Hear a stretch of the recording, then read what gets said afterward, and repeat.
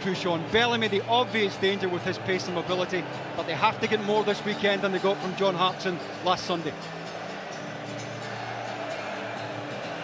Well, United 3-5-2, and I think it makes sense here. It allows Mark Wilson to take up a far higher starting position further up the pitch. On the other side, Robson will be quite happy playing further forward as well. It also gives them that little bit of insurance. If Bellamy is spinning into the channels, getting up the outside of young Kenneth, Paul Ritchie is the insurance, the spare man between the two central defenders. Further forward, Crawford and Scotland. Charlie mentioned the support that they have to get. Well, this system should allow the central three to get into the box, go and support the front two without worrying too much about what's going on behind them.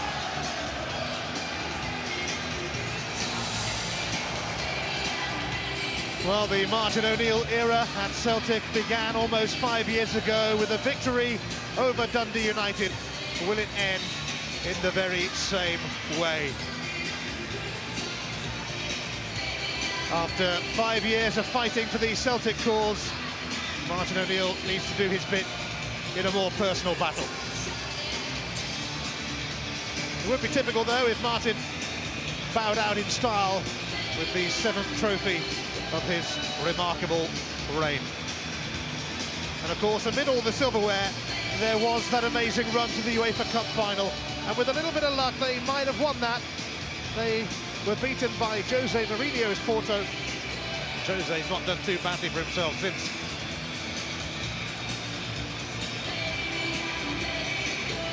But last year's Scottish Cup final, Celtic fans bid farewell to a legend in Henrik Larsson. This year, it's goodbye to another legend. It's goodbye to their manager, Martin O'Neill. It's going to be an emotional day. And amid all that, it's easy to forget there's another team here. But 20,000 Dundee United fans are ready to cheer their team on to what they hope would be a victory. It would be an unlikely victory, unexpected. But then who thought Celtic would throw the title away last week? Who thought Liverpool would come from 3 down and see off Milan? Rod Stewart's here, as he usually is on occasions like this. It's traditional Scottish Cup final weather, chucking it down in Glasgow.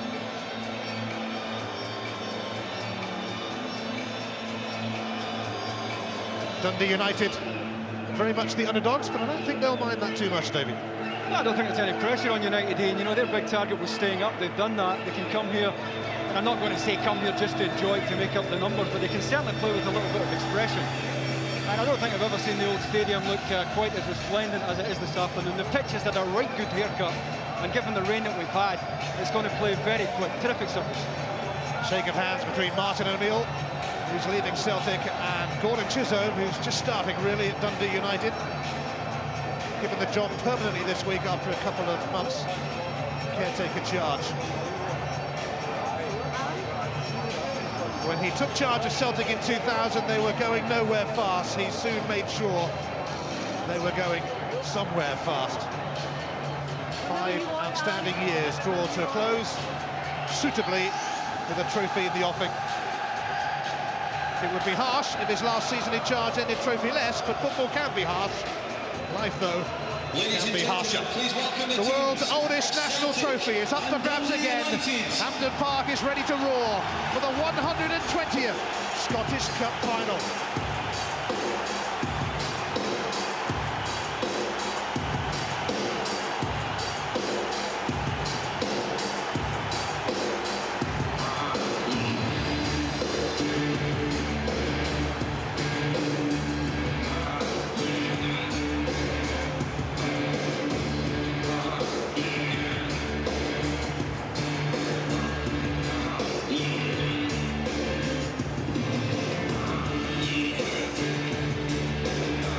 Last time it's Martin O'Neill's Celtic. Ladies and gentlemen, please give a warm welcome to the manager of Celtic, Martin O'Neill. Celtic's lining up for the big match. Number 20, Rob Douglas. Number 4, Jackie McNamara. Number 6, Bobo Baldi. Number 8, it is a competition steeped in history and tradition. Chris Sutton. The oldest of cup competitions, full of stories, bursting with memories. Number 18. And Dundee United hope they might yet have a story to tell today. Petrov. Number 23, Stanislav Varga. And number 47, Martin O'Neill, though, hoping to bow out. And now, please welcome Celtic Dundee manager United, managed by Gordon winning Chisholm. the Scottish Cup.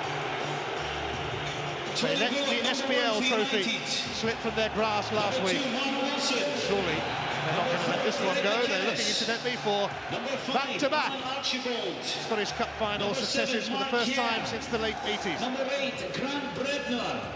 Number 11, Barry Robson. Number 19, Stevie Crawford. Well, what a couple of months he's had. Jason Scotland. He was working alongside Ian McCall, took over a couple of months ago.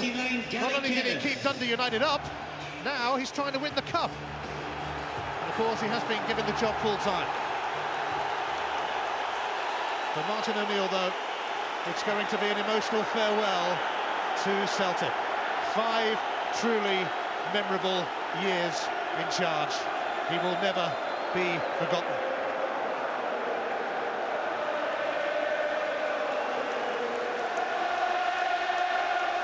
Well, Martin's not the only man departing today. It's John Rowbottom's last match in charge before he retires. And Willie Young alongside him, the 4th official, is also due to retire as well.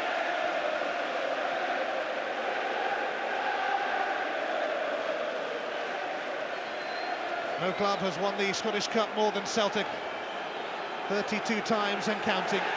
Dundee United's only success came in 1994 when they beat Rangers. Can they now beat Celtic?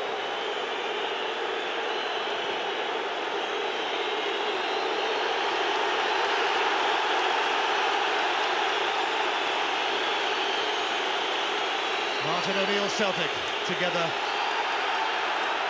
for the very last time.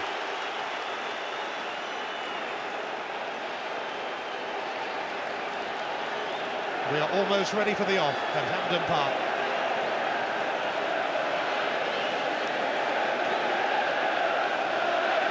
Will it be the last hurrah for the team that Martin O'Neill built, or will Tangerine dreams come true? Archibald immediately launching one. It's gone out. It's going to be a Celtic throw.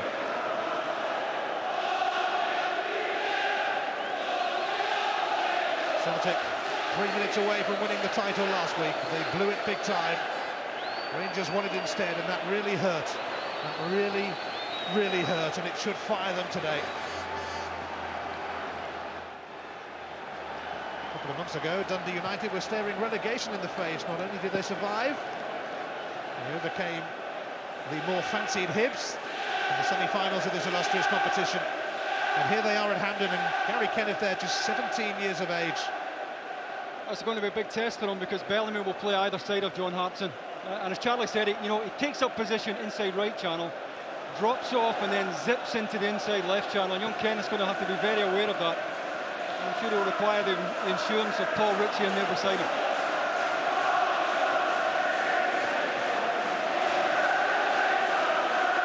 Brad Douglas playing in his last match for Celtic. He's set for a move to the Championship to join Craig Levein at Leicester. John Hartson with 30 goals. The Scottish PFA's Joint Player of the Year.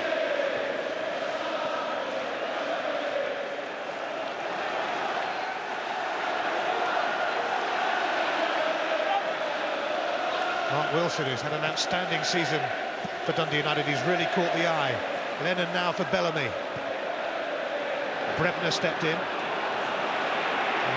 Gant and Crawford both trying to get near it. It'll be Celtic's throw. You saw Barry Robson there, very aware of where Petrov was, and Petrov again will come in off the right-hand side to join up with his front two.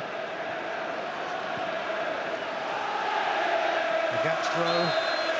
It's a foul by Hartson. There might be a few of those during the course of the afternoon.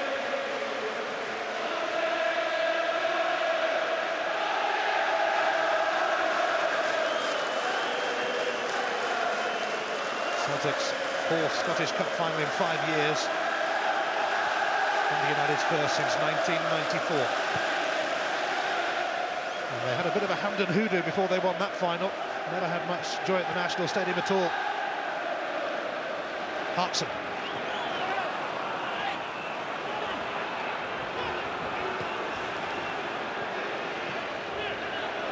Well, Richie past fit. Missed the last couple of games with a groin problem. There were fears that he wouldn't make it.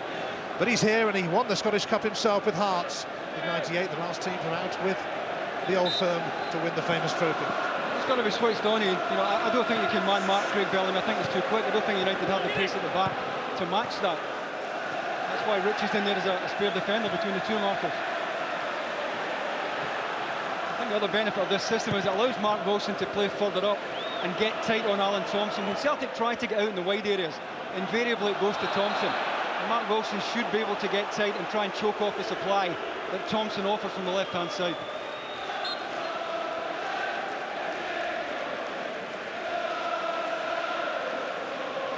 Sutton leaving it for Varga. Bellamy coming deep. McNamara, who has a testimonial at Celtic Park tomorrow against the Republic of Ireland. Last chance for the Celtic fans to say goodbye to Martin O'Neill. Chris Sutton. Alan Thompson. Hartson.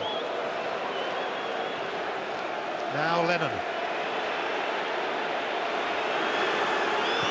Stringing some passes together, getting into their stride. Agat, who's really out of his stride. Hartson trying to sneak it through. He's trying to find Bellamy. Bellamy just made the crossover run.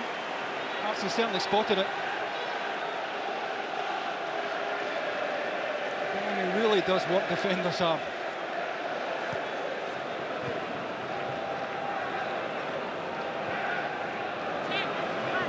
Here he is, Craig Bellamy. Gets under pressure from Robson. And Bobo Baldo will go back to Douglas.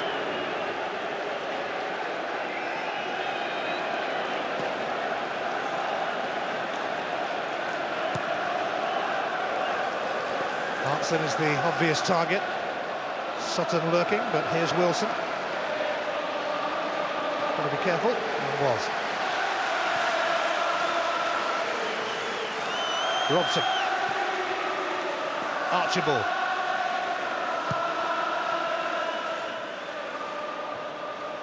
Away by Varga. Thompson. Now Agat.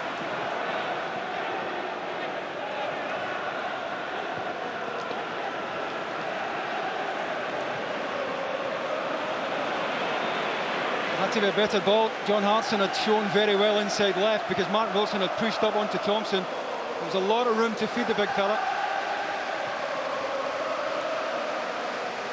The fact that Celtic have made it to the final means that Dundee United are guaranteed UEFA Cup football next season already.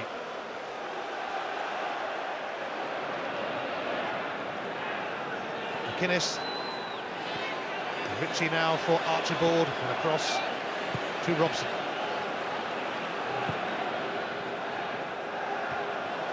Valda leaping over the top of Jason Scotland.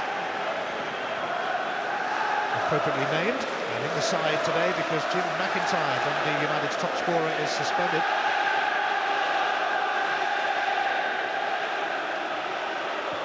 McIntyre suspended for 2 yellow cards he got earlier in this competition. Touch harsh, really.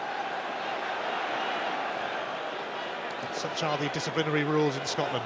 That'll be a free kick. Thompson on Wilson. He just let it through himself there, Mark Wilson. Alan Thompson had mistimed the challenge. Not a great deal of malice in it, slightly mistimed. Mark Wilson trying to get down the outside. And if he does get into the last third, gets himself near enough the byline, he can deliver well.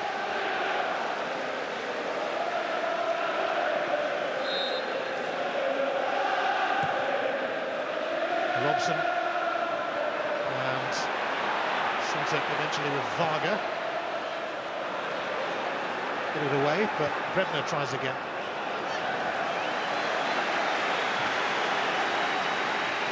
Well, Brebner was a loser with Hibs in the 2001 final here against Celtic. He won't want to go through that experience again. Gordon Chisholm has had quite an amazing couple of months, really, hasn't he, David? Well, I mean, they saved Dundee United a couple of million quid. I mean, 1.5 million, I reckon it would cost them if they went down. The Cutler alone's worth $500,000. What a job he's done. And I'd be delighted to see a side settling into this game. I know it's an old cliche, but against the old firm at hand, and you don't want to lose one early. Here's Kerr. Now Bremner. Wilson is advancing. This could be a test. In fact, it's just going to run away from Wilson. He's unlucky there. Just the surface, playing very quick.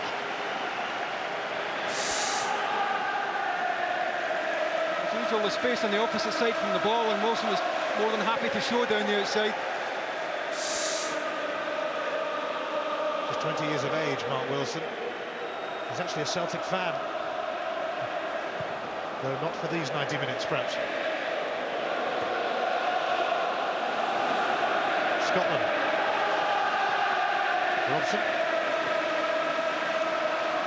Archibald's got to be careful because Bellamy is so quick on you.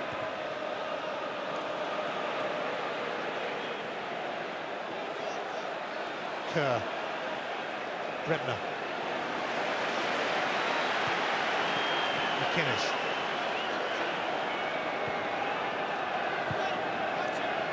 Archibald.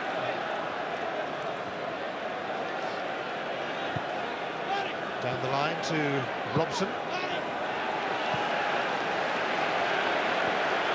really have a target up front in United. You know, in the absence of Jim McIntyre, and they could go back to front and have even playing.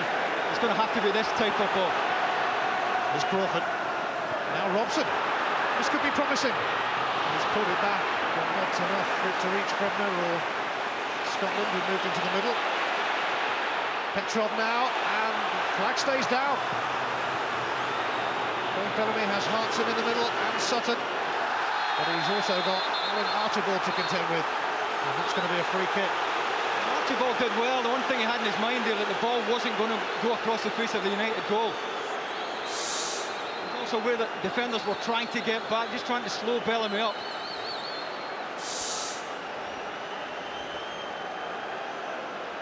Well, this could be ominous for Dundee United with 10 minutes on the Scottish Cup final clock. Although Balder is amongst those loitering with intent. Varga and Hartson and Sutton also providing serious aerial threat.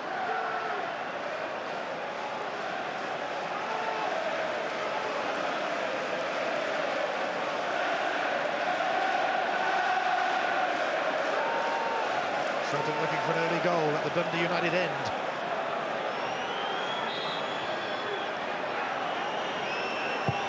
Thompson went low, and it sneaked in.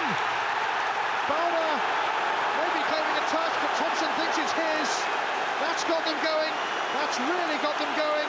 It is an early goal for Celtic in the Scottish Cup final. Well, I don't know whether it came through the wall. My first thought was they should have more than two men. It's absolutely crucial. That ball does not clear the front post. Actually, maybe through Grant Bremner's legs there. Is it Kerr's legs? Well, with that amount of pace, once it comes across the front post, it's a horrible ball to defend.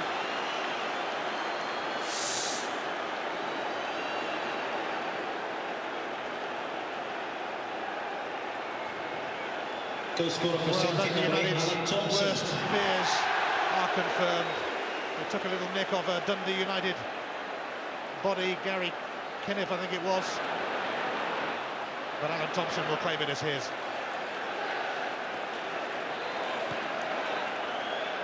Bremner.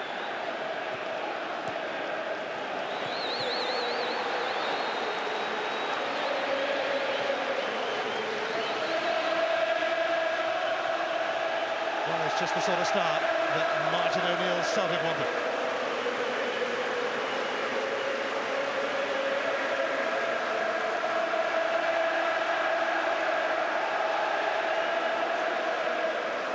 Nothing like an early goal to settle you down in the cup final.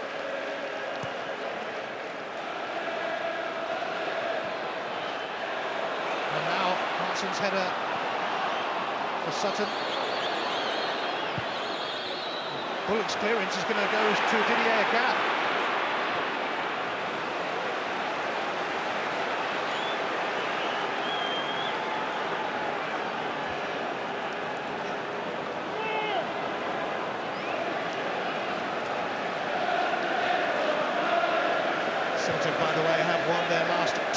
won encounters with Dundee United, so it's perhaps no surprise that they are on their way already.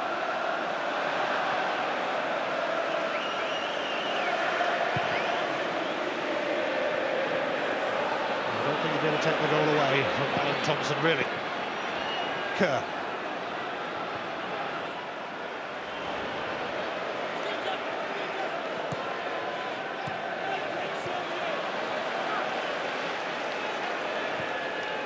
McNamara now for Hartson.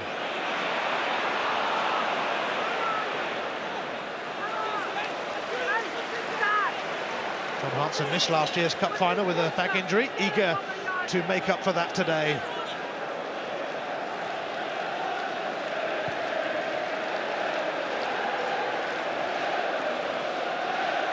Ritchie.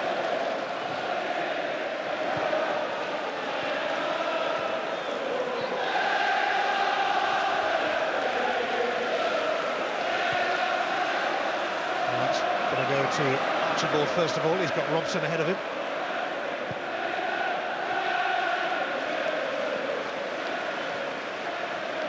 Kerr for McInnes. Now Stevie Crawford. Varga in front of him. Oh, he gambled, he sold himself, he had to get there, Stan Varga, and he did. Otherwise Crawford was in a very decent position in behind him.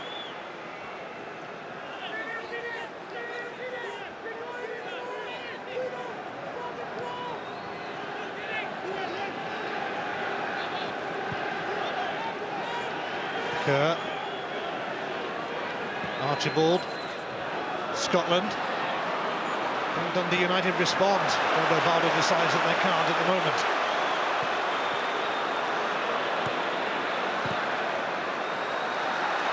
The gap quickly on his feet. Looking for somewhere to go. Sutton available.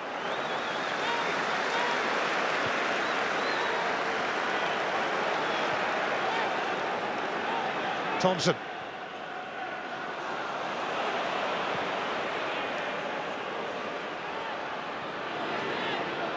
Kerr, sidestepping John Rowbottom. Brebner. Wilson. Balder clears, he was being hauled around by Crawford. Well, it's not a ball that Stevie Crawford's going to thank you for it anyway. It's in there far too long. The longer it's in there, the more that Balder's favourite. The United front two are going to want it into feet up the sides of the two big Celtic central defenders. They're not going to get much upstairs.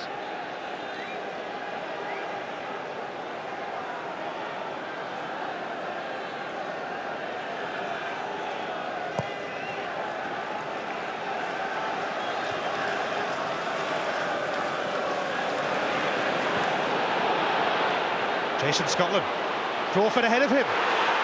Big chance, although Balder commits himself and Crawford stumbled. Goal kick. Well, that's a good run, but it's well matched by Bobo Balder. I'll still go back to the goalie, and I think either United have got to have three in the wall or show Alan Thompson less of the inside. If they've got three in the wall, Mark Kerr doesn't have to stretch here. They gave Alan Thompson a big target to hit that front post area. And with that amount of pace in the ball, it only takes a nick. And the nick was off the 17-year-old Gary Kenneth. But Thompson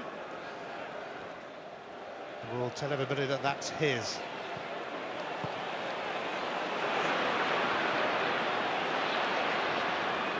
Robson.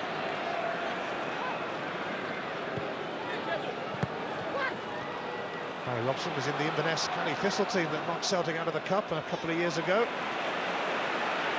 Not the victory at Celtic Park, the victory up in the Highlands. As they did it twice. Hartson with the flick on. Oh, it nearly went through to Bellamy, and Sutton might still make something of it. Well, that time it was Paul Ritchie who went to Hartson, lovely little glance on, and Bellamy's run had split Archibald and Kenneth.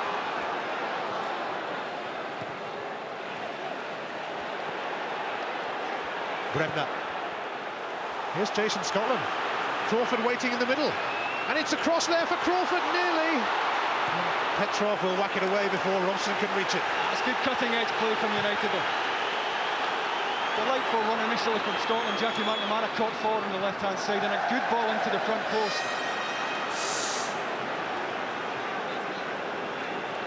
knocked this into a better area. You see Rob Douglas desperately at full stretch there.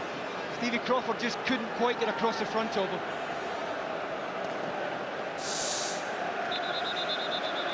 Well, it was a horrible goal to concede, but it'll be even more sore for Gordon Chisholm because they've actually made a decent start to this cup final.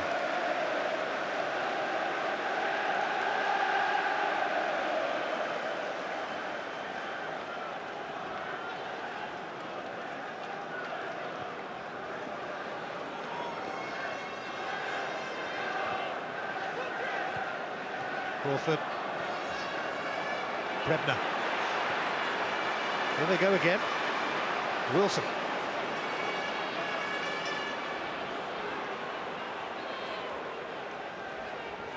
Brebner. Flipped on by Crawford, but no takers ahead of him.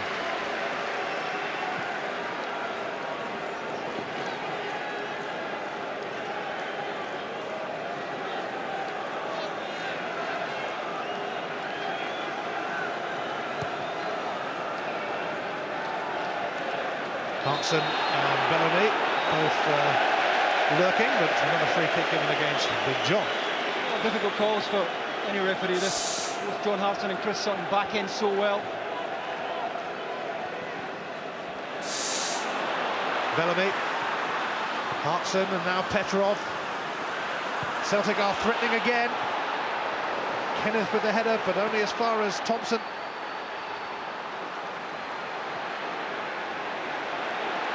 Petrov. Bellamy. Onside, Sutton across. Oh, it was very nearly a second goal via ricochets. Well, certainly onside, Chris Sutton. It's Gary Kenneth here in the right back position. You'll see who plays him on as it's knocked into the channel. He doesn't get up quickly enough. Archibald's got the hand up looking for an offside, but he's well on as he knocks it across the face of goal.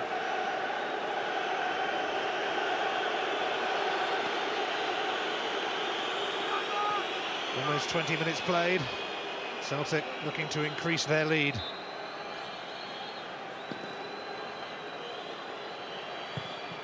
Thompson takes, Hartson, and not only some relief for Dundee United now, but they've managed to feed Jason Scotland. It's Petrov who's initially kept him occupied. Crawford. Scotland. Robson in the box. McNamara turns it away from McInnes, who was behind him. He did well, Jackie McNamara. Got it out of play. Celtic lost the goal in Motherwell last week when Varga didn't deal with that type of ball. United got off the hook there at that corner a few moments ago. No one picking up John Hartson as he made his run into the box. They'll have to be on their toes a little bit more at set pieces.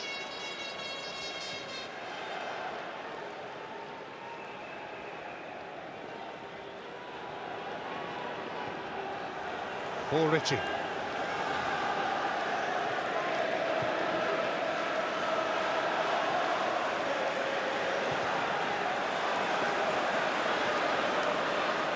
Kerr. Ritchie. McInnes now. It's a foul by Petrov. They've had an equal share of the ball. Oh, they've been caught here though, and Hartson feeds Bellamy. Bellamy's effort, almost catching out Tony Bullock. Oh, they can't dig it out at all. Sutton. Making it hard for themselves now. Again, terrific movement from Bellamy. Went as if he was going inside left channel, then changed his run. Which he did well, made sure he wasn't going to commit, go to ground, stayed on his feet.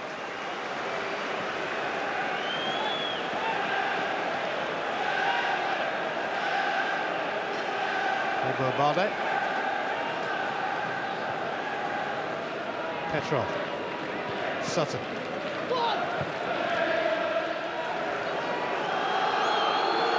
McNamara. Sutton. Offside this time against Hartson.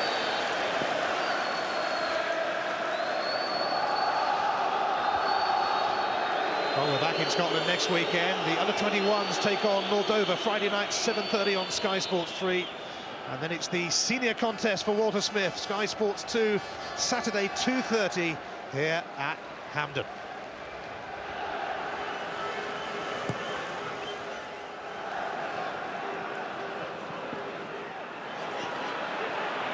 I think Scotland should be doing better from that ball there. It's got good knock-on into a good area there from Stevie Crawford, who was under pressure from Varga. But Jason Scotland caught on his heels.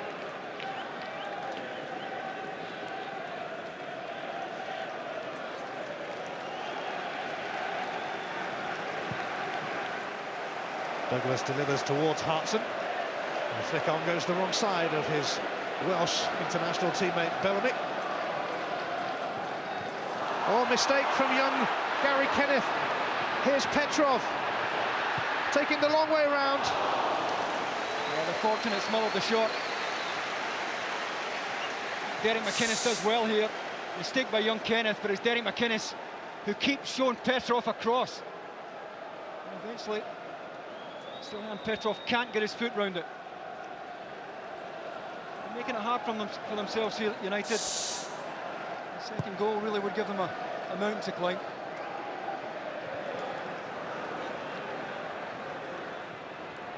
Scotland.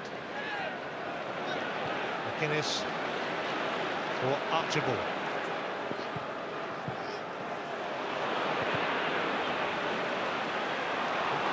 Comes to Kerr. Scotland. We've eluded Bremner, allowing Bellamy to feed Lennon, but that's not really going anywhere. Soon tidied up by Lennon. Hartson. Oh, he's got away from Kenneth, but not from Archibald.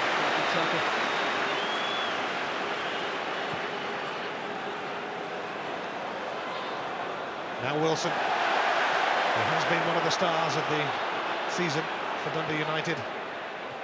Varga, though, easily able to clear that. Only to Bremner. McInnes.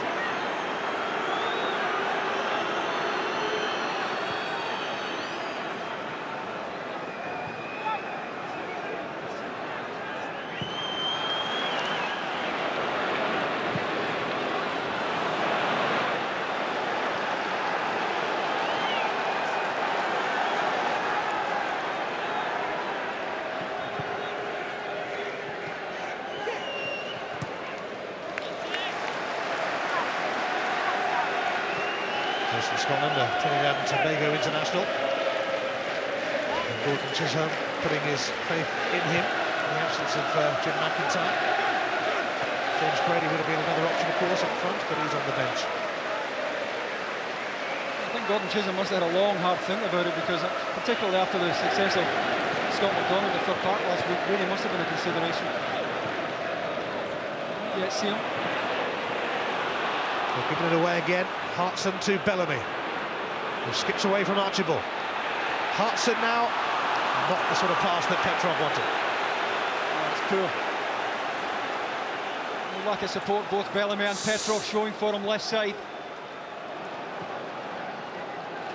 Just overcooked it.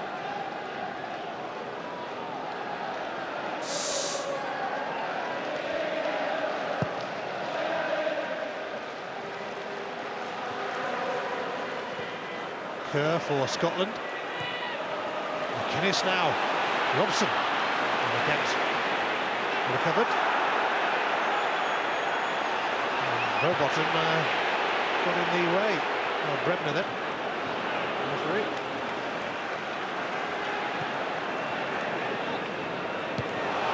That's surely a free kick. In fact, John Rowbottom will try and play the advantage. He was about to blow.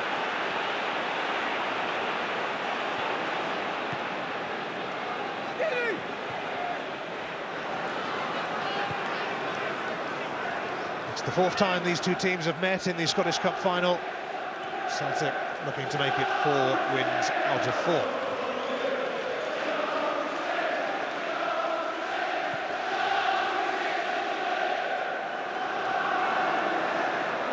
Bobo Bala. Sutton. Lennon.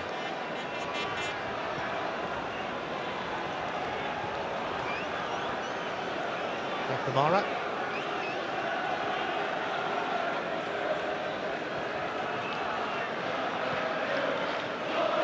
Lovely touch from Sutton, but Bellamy unable to return it.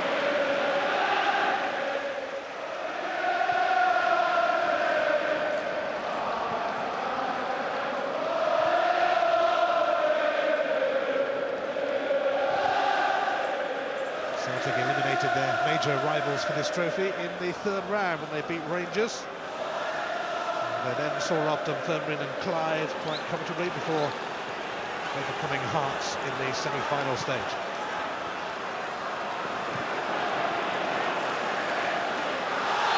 Fargo has caught Scotland, free kick. Just outside the Sandberg, not really in a position to make a challenge. United have to get Barry Robson in particular further up the pitch. Scotland just trying to spin down the outside of Varga.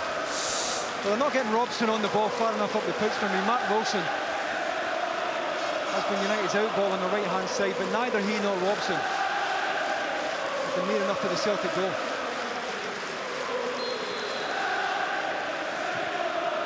Wilson takes, Douglas easily able to play it.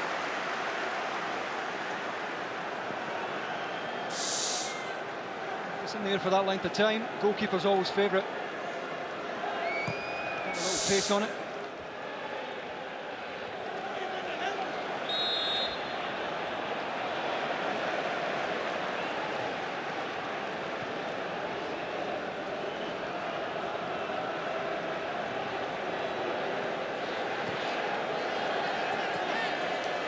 Wilson. Kenneth.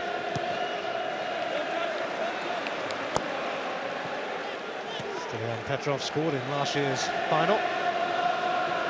Celtic had to come from behind to beat Dunfermline. In fact, these two met twice in the 80s in a cup final. Celtic had to come from behind on both those occasions. But they've got the lead this time, given to them by Alan Thompson's free kick. Half an hour on the cup final clock.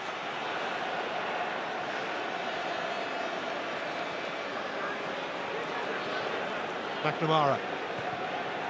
Offside, Bellamy. It's tight, he's blindsided Paul Ritchie. Paul Ritchie had the hand up immediately, but he didn't know where Craig Bellamy was. It's coming blindside of Ritchie, and I think Ritchie gets up just in time, but it's almost level. Craig Bellamy's future remains unclear. A few clubs in England chasing him. Maybe 1 or 2 abroad. Thompson. Bellamy, who scored a hat-trick against Dundee United in the league. And he's looking to get them in his sights again. He's been taken out by Ritchie. I think if Paul Ritchie's going to make the challenge, he should have made it out of the touchline, but he let Bellamy turn, and he was always going to be under pressure.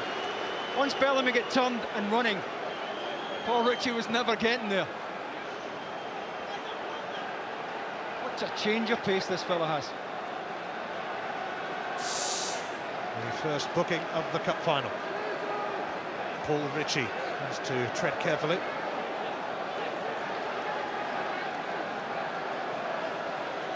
Well, Alan Thompson drilled in a free kick from the other side.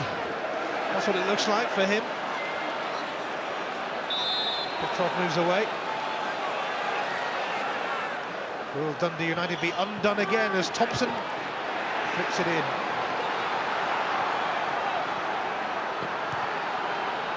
Jackie McNamara. The big boys are still in there. Varga and Varga putting each other's way.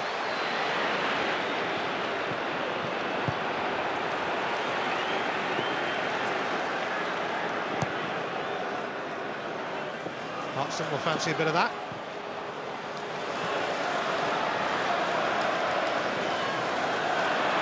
Kerr kept his heels.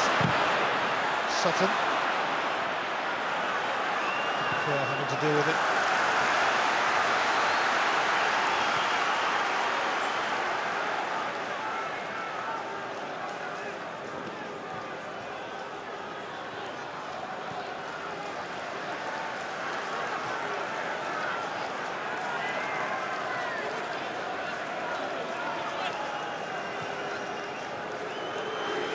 Bellamy, shadowed by Archibald. Corner.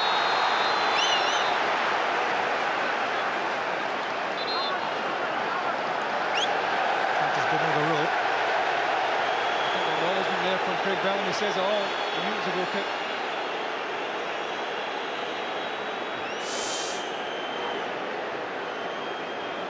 It's come back off him. Yep.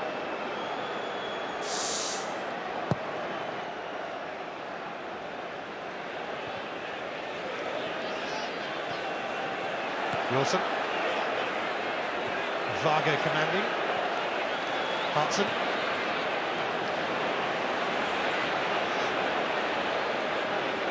Redner, who started his career at Manchester United and still has many friends there.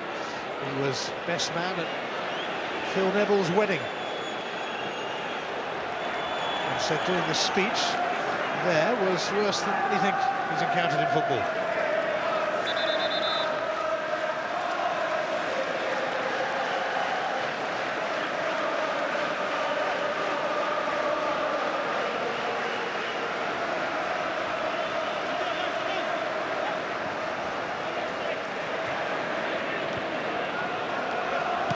Wallford.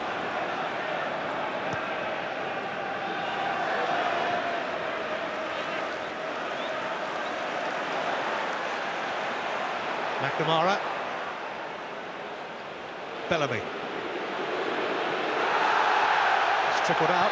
It's gone out. I don't know about that. I don't think that's out. Certainly don't think the whole ball is out. So often we see this. The whole ball is nowhere near out there. So often assistants are trigger happy. Well, the assistant referee is Andy Davis, who Celtic actually didn't want to officiate at this final. He was the man who gave Rangers a very, very controversial late penalty at Hearts towards the end of the season.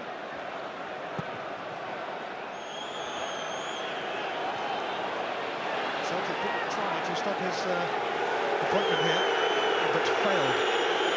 Martin O'Neill now having words with Willie Young, the fourth official. Well, he's a lawyer. Martin better watch what he's doing there. I won't get a bill for that.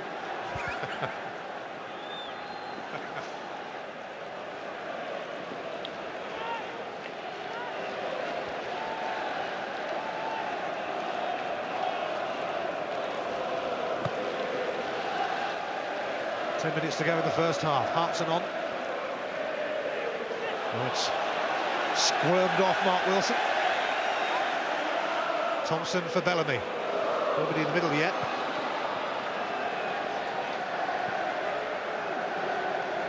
Barry Robson. Bobo Baldo watched it all the way.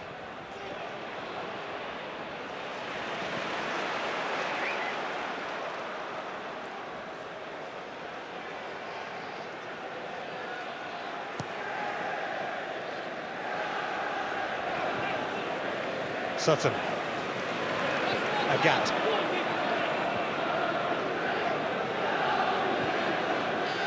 Thompson. It's Bellamy. Into the side netting.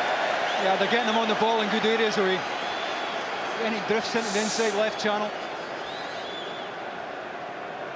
That's the problem if you're playing a back three, always vulnerable in behind your wing backs.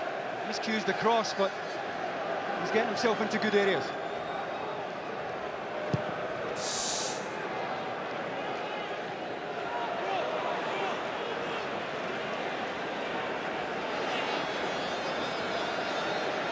Celtic playing in their 52nd Scottish Cup final, which is a record for more than, guess who?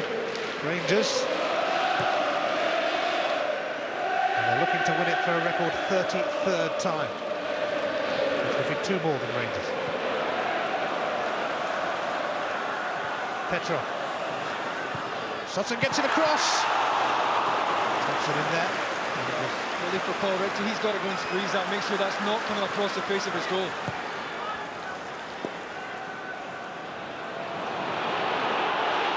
Now Robson takes it up on behalf of Dundee United. And It's gone to ground over too easily.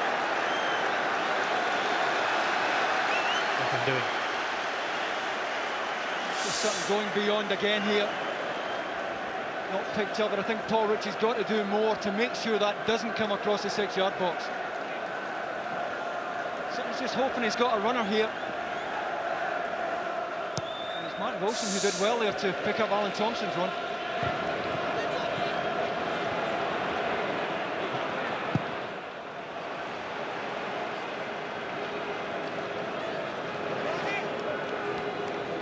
Dundee United's Scottish Cup adventure began at Gretna with a 4-3 win in round 3. And then went to Queen of the South, thrashed Aberdeen somewhat surprisingly, and beat Hibs in the semis.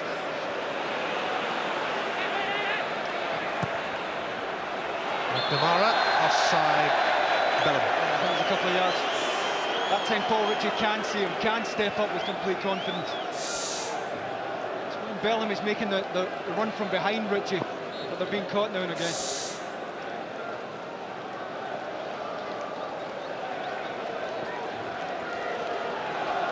Paul Ritchie, you might remember, was given a marking job on David Beckham in the England-Scotland playoff in Euro 2000.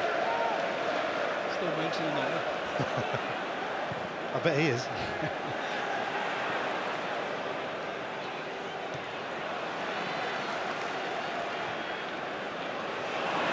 Trump is going to chase this and get to it. Bellamy. Harpson and Thompson in the middle waiting, but they both went towards the near post.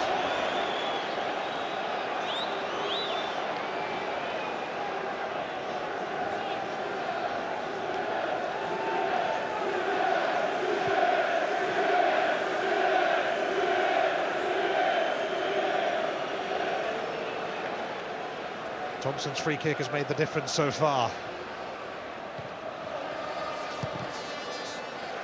He gets another throw. And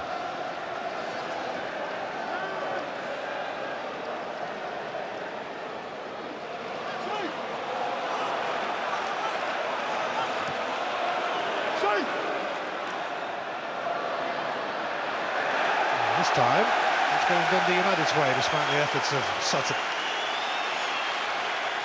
Well, Celtic have a hold of the game, though. They're starting to play almost exclusively in United's half. United's back three trying to get up, get out, but it's all coming back at them.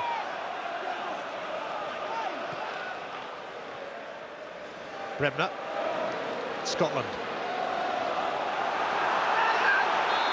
Oh, free kick's been given against Neil Lennon, and I think a go at Andy Davis down there. I think they're both tugging. Neil Lennon reckoned he was held first. The manager's on his side as well.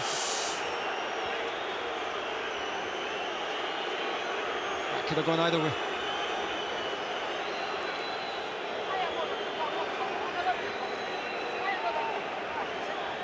Not in it, but Andy Davis, the assistant referee, gave it against Neil Lennon, and he had something to say about it. He has something to say about most things. But seemingly had a point there.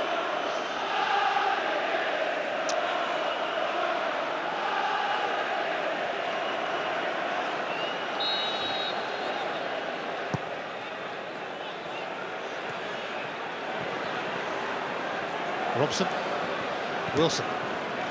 I don't know why they changed the angle of the free kick. You know, Barry Robson's got an angle to knock one in. He knocks it into the central area, then they've got no players. That's a handball, just a bit, from Jason Scotland.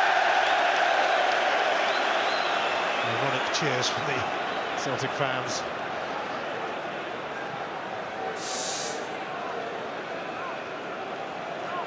Seen a great deal from Jason Scotland so far, but for the volley knocked into the front post area for Crawford.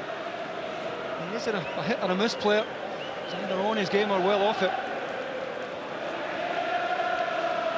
Well, it was his goal in the semi-final against Hibs that brought Dundee United here to Hampden for the final. Who'd have thought that a couple of months ago? Oh, Bullock sliding in on Sutton. Corner. It's a poor pass back though. Just inviting pressure on themselves at the moment, United. To be fair to Bellamy, the left-hand side wasn't for giving it up. Anxious moment for Tony Bullock, and there could be another one here as Petrov prepares to take this corner. But before it comes in, John Rowbottom is going to have words with Robson and Varga. It's usually a sign the referee's feeling the pace of the game. Have a little breather.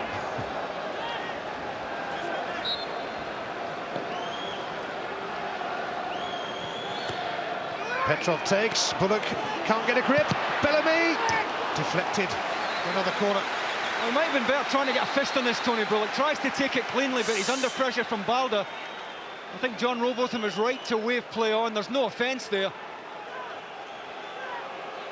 Bellamy got plenty on it, has to take it early, being pressed by Derek McInnes.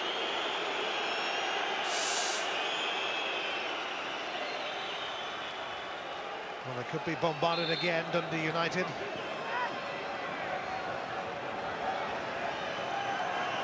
Here it comes from Thompson, and Varga! Nearly a second for Celtic. He's not under enough pressure, I'm sure, for Gordon Chisholm's liking. It's Barry Robson who's picking Stan Varga up. I don't understand that at all. I feel he should be doing better there, Stan Varga. That's a chance. Celtic, the dominant team in the first half. Dundee United yet to manage an attempt on target. Maybe now, though. Jason Scotland watched all the way by Neil Lennon. It comes back, though, and it's Brebner who plants it wide. I think he does the right thing, though. He's got every right to take this on first time. Could have taken a touch. He's got enough time to set himself, get over it. It's a real opportunity they've had to threaten Celtic at the back.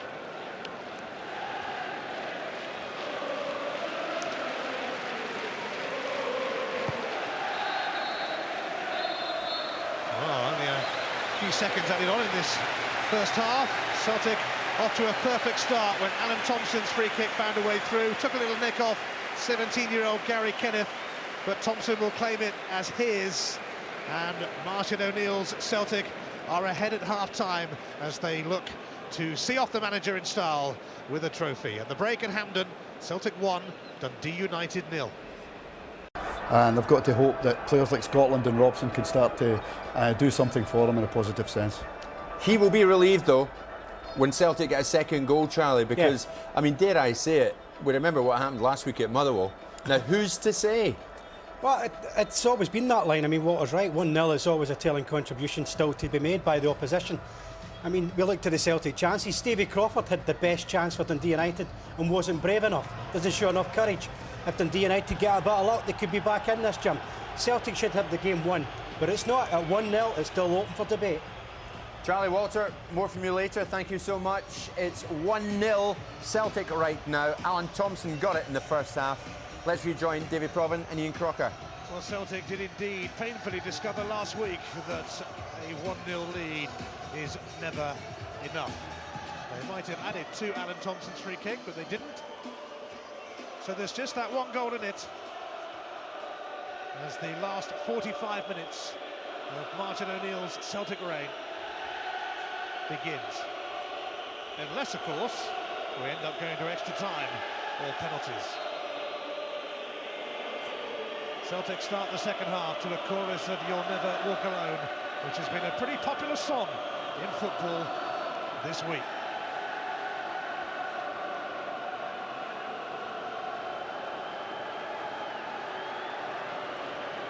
They certainly have hope in their hearts. Celtic will end the season with a trophy. And Martin O'Neill will end his time at Celtic with a 7th trophy in 5 years. Well, certainly own one, that's for sure, after last weekend. They've been in control of the game. I think, as you say, is always a precarious one to protect.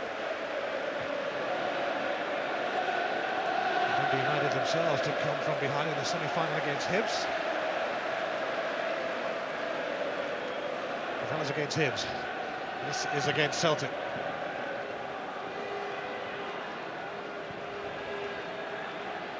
Bellamy.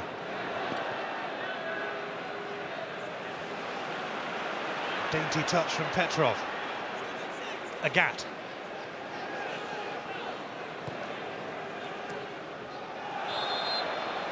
Foul by Ritchie on Hartson. It's one that Paul Ritchie's certainly got to go and try and win, that's for sure.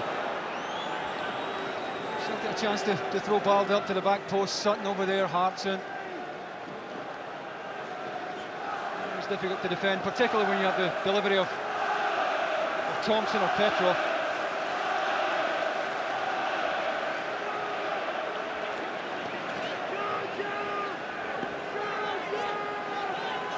Thompson will be the man.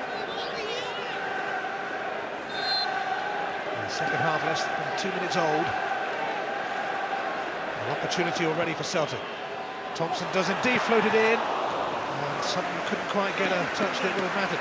Paul Ritchie doesn't go off the ground, he's in front of Chris Sutton. Sutton finds a nice little hole in behind Paul Ritchie there, couldn't quite make it count. Chris Sutton does have a habit of scoring against Dundee United, 12 goals in 14 games against them, and the first of those was a winner on his debut in Martin O'Neill's first game in charge 5 years ago. Well bottom, the referee getting a touch there as Sutton tried to rob Tony Bullock.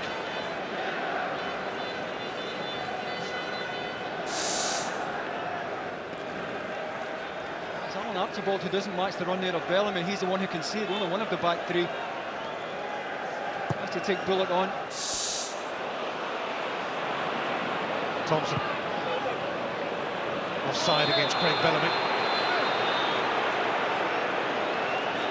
He'll make that run all day. He really does work defenders. You see here that they're all up in time on that occasion, but you live dangerously with Craig Bellamy around. The angle of his running really is first class.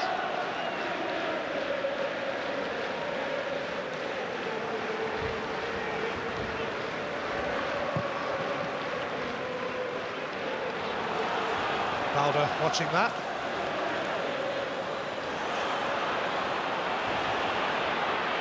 Sutton.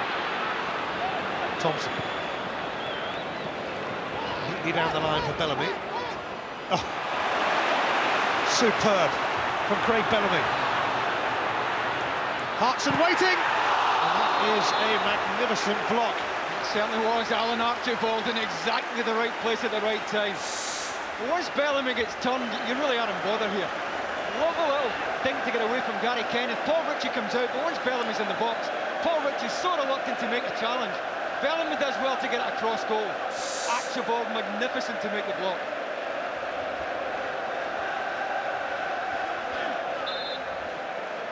Celtic seeking that second.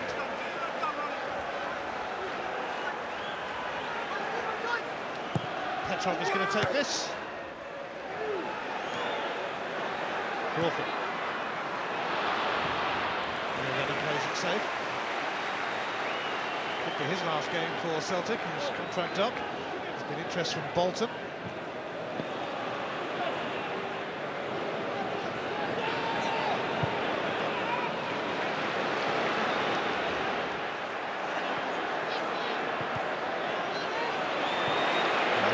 That's been a real problem. You look at where Barry Robson received the ball, he's right on the halfway line. They've got to get him further up the pitch. There's little point in having a natural wide player in your team unless he plays in the opposition's half.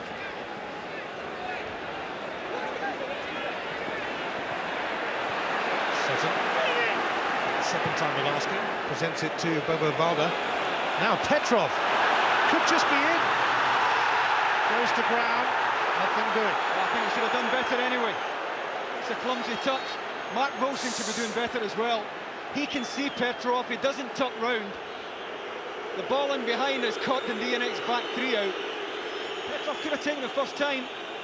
Gary Kenneth was trying to get across. It's a clumsy touch from Petrov, no more than that. Tries to take a touch on the second touch is the one that lets it get away from him. It was okay, but wasn't they likely to get a penalty for that. Rather like last week at Motherwell, Celtic have had chances to extend their lead. They haven't taken them yet. And Martin O'Neill doesn't need reminding about what happened at Fir Park. It could have been 4 titles in his 5 years in charge. But it's only 3, and it could yet be 3 Scottish Cups as well if they triumph today.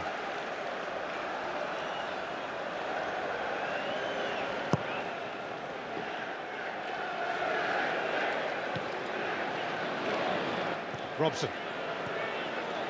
Kerr.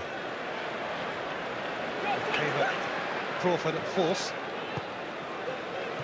Redknapp, Robson.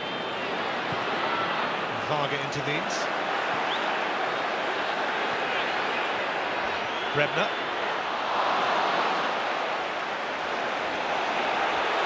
Didier Agathe, who was one of Martin O'Neill's early signings for what's proved to be a bargain, 50,000 from Hibs.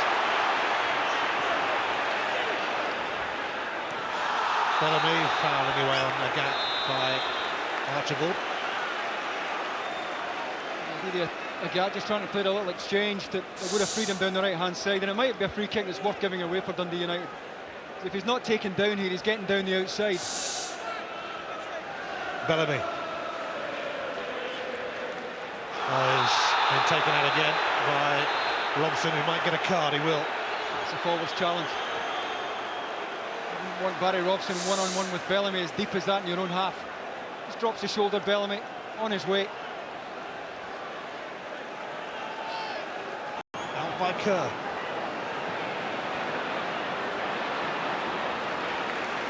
McNamara.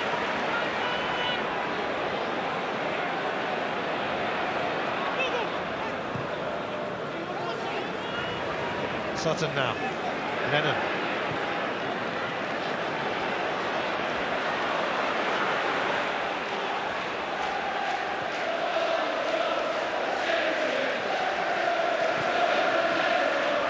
Thompson.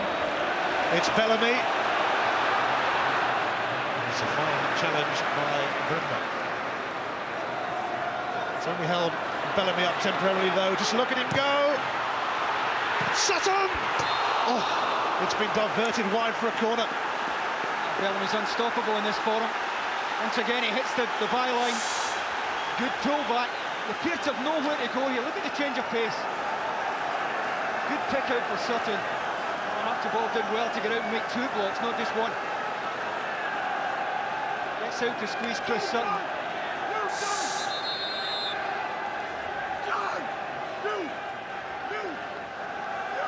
Celtic pushing for that second. Thompson takes. McInnes able to clear, but only as far as the gap, although it's we'll have to go back to Douglas.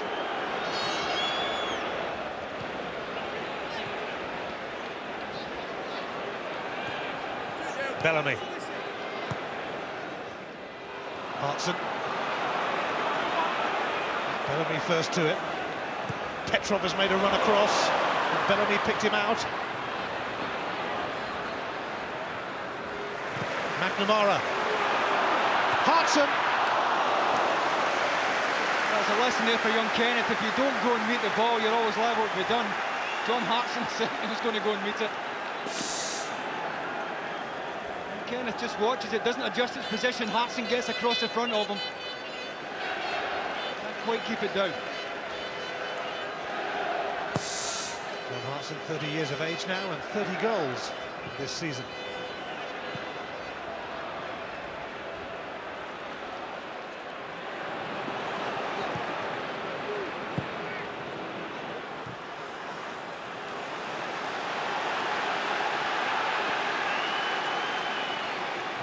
Dundee United still have belief. As long as it stays 1-0, you never know. Starts Motherwell.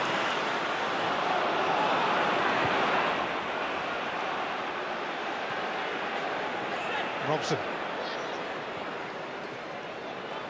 Rebner. Archibald. opposition, Scotland. Agat releasing Petrov. Now Bellamy. It could open up here for Celtic. Bellamy is tripped. No, That's a good tackle. The ball. Terrific tackle from Mark Kerr. Robson now looking to feed Crawford. Wilson arrives on the scene. Crawford's cross. And Bodo Balder having to snap it behind for a corner. Defended the front post well there, Bobo Balder. Perfectly positioned. Look at Balder adjusting as the ball's knocked wide. Just make sure there's nothing coming across the face of goal. And quickly swung from one end to the other after that timely tackle from Kerr.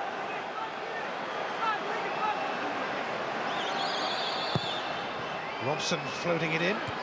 Back by McInnes. And it's volleyed over by Archibald. Best chance of the match for United. And it is one he's got to take early, he's got to take high. But it's a terrific chance. He knows Vargas coming out to him. Can't quite get over it. It's a terrific chance. He has scored 4 times this season. Alan Archibald has had a good season.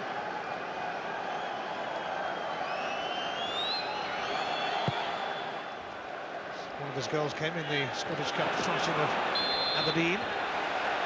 Celtic have a free kick as we head towards the hour mark at Hampden Park.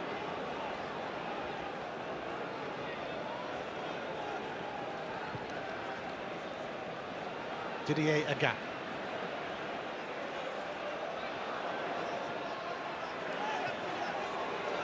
Here's Balder.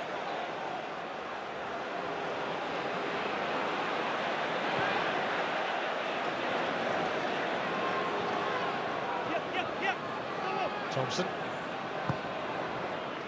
In towards Hartson, who feeds Bellamy. Just not going to fall favourably for Celtic.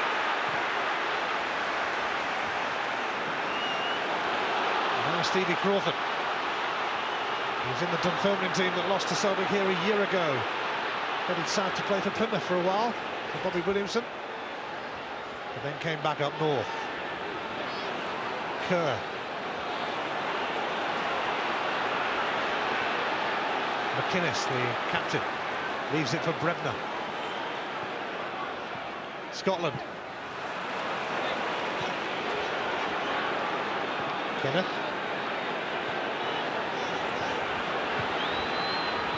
McInnes. I didn't McInnes stopped it. I think he might have been clipped by Neil Lennon. Good spell for United though. By Stilian Petrov.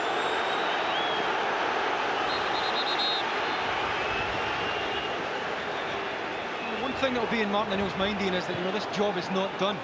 Shades of last week, better chances most of the game, but job not done yet. Barry Robson now trying to force his way through, and he's got a free kick in a cracking position, a foul by Lennon. Well, it's just good to see Barry Robson on the edge of the Celtic 18-yard box for a change. Has hardly managed to play in the last third. Caught late there by Neil Lennon. Robson gets terrific action on the ball from these free kicks.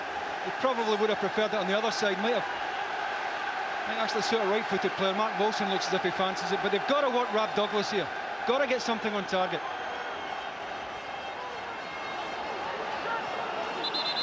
Douglas sorting out his wall. There are many men in it, but this is a massive, massive moment in the match. A huge opportunity for Dundee United.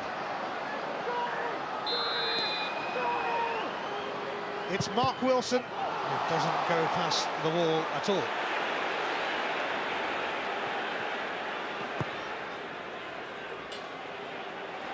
Done by Wilson. Scotland. Kenneth. Bobo Balder on hand. The Dundee United fans know this is a very good spell for their team.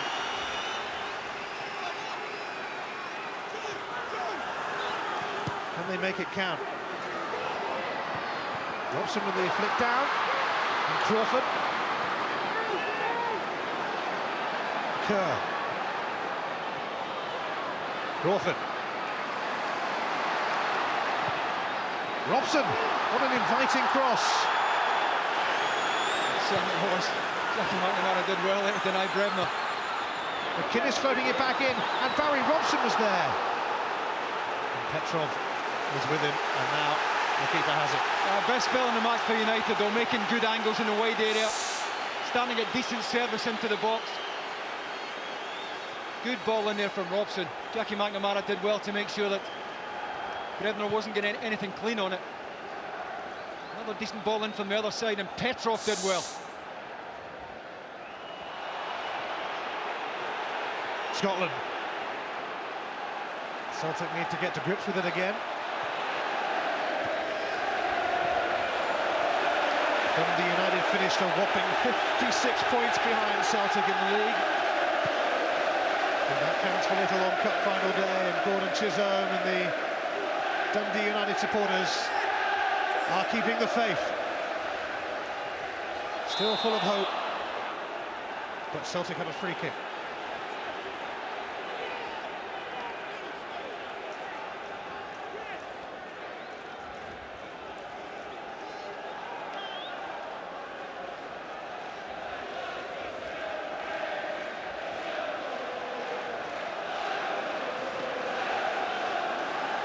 Varga, a towering presence, and he's not alone.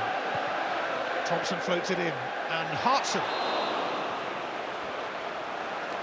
I thought Baldo was favourite as that ball came in there, but he managed to get nothing on it at all. Even a late move in the ball, but Baldo looked favourite. It almost fell for Hartson. Awkward one for United to defend again. Well, the longer it goes on at 1-0, the more the Celtic players and their fans will think about what happened last week at Motherwell. Surely lightning won't strike twice. Mark Wilson caught by Alan Thompson.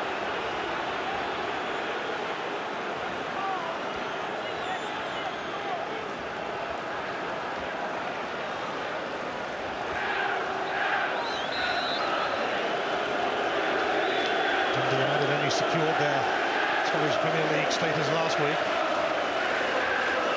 Here they are in the cup final. Not the best free kick that time from Robson. We normally expect much better up.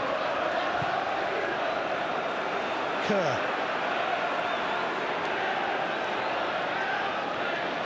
McInnes, a winner with Rangers against Celtic 6 years ago.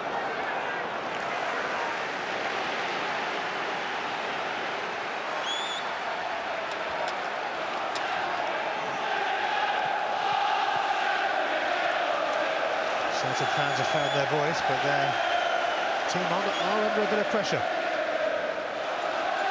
Robson.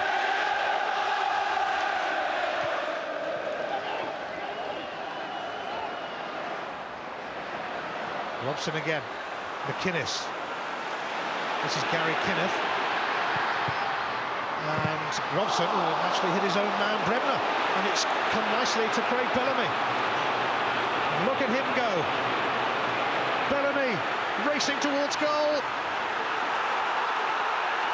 and they still can't get it out. Oh, Archibald's clearance, it's an almighty scramble, and Sutton can't do much. Oh, I think they owe Paul Ritchie big time, because I'm sure it's he who gets across to the front post. Bellamy's so quick here that neither Sutton nor Hartson can get forward to support him quickly enough. They're trying to make up the ground, but Bellamy knows they're not getting there, decides to go on his own. Ritchie does well. Appeal for a hand against Ritchie. Don't think it's valid. Good save from Bullock. Bellamy just about unplayable today. Frantic defending from Dundee United, but they're on the attack again. Varga slides in on Scotland, who has felt that.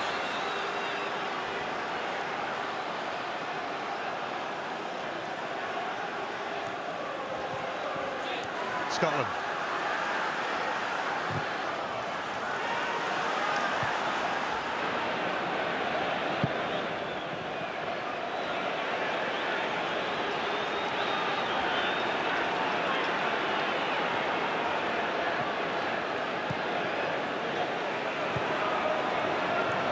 Petrov for Lennon. And Celtic get going again. Sutton not quite sure which way to turn, so he turns to Thompson. Stan Varga. A gap.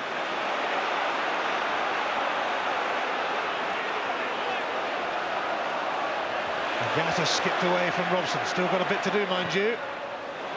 Well, it wasn't the worst, but there were no Celtic bodies around. Thompson.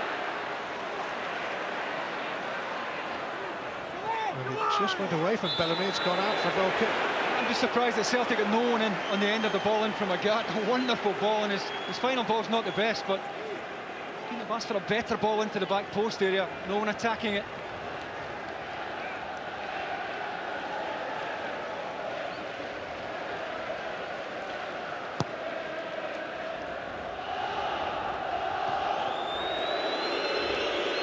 Hartson now.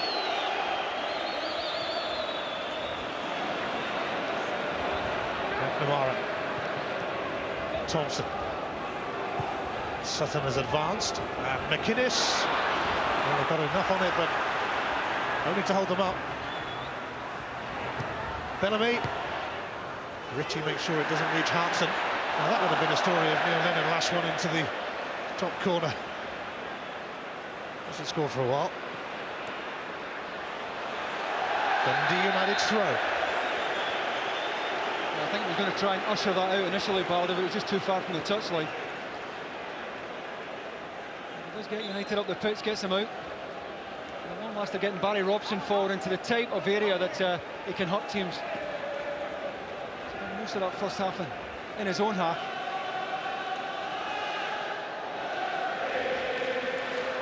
Robson. Gat tracking him. Corner. Did well to win it. He's going nowhere. 3 Celtic players squeezing him down in the corner. Glad to take the corner.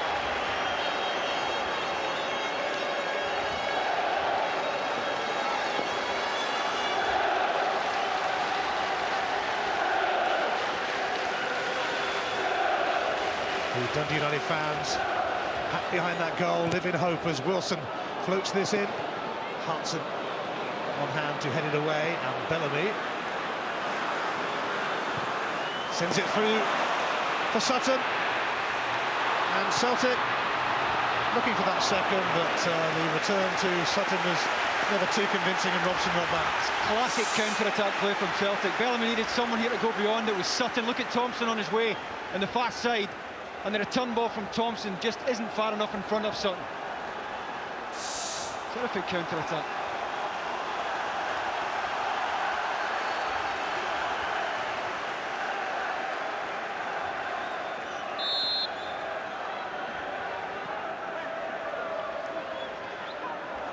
"20 minutes to go in the Scottish Cup final, and Celtic couldn't half do with that second goal to calm their nerves. Thompson floating it in. Sutton. Varga. Away by McInnes. Relief there for Tony Bullock. Came for that ball in, never getting there.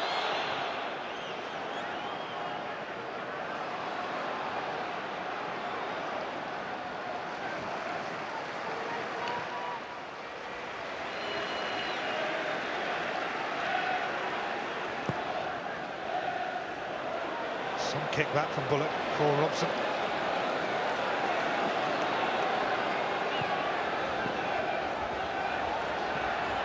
Kerr and Brebner flicked it on, and Brebner again. I reckon they should have had a corner.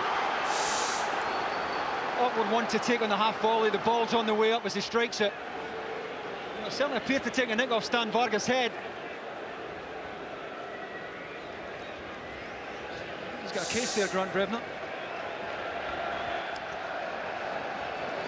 Yes, you could tell from Brebner's reaction that would have definitely taken a touch, but there was no corner forthcoming for Dundee United. Celtic are going to bring on Yusval Harun soon.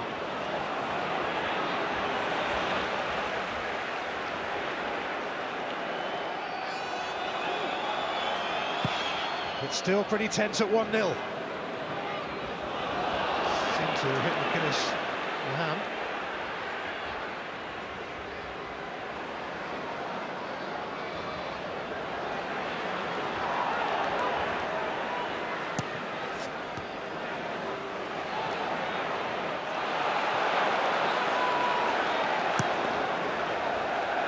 We hear that John Hartson is going to be the man to come off. He seems to have taken a knock, perhaps, and that's Valharen, the Belgian defender, coming on. I think it should change things too much. You know, I think Sutton will now play up front with Craig Bellamy.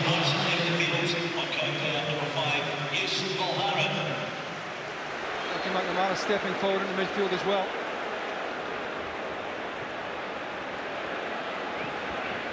Bellamy, Sutton.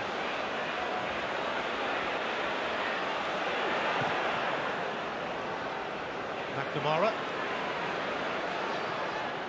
Thompson. Here's Lennon.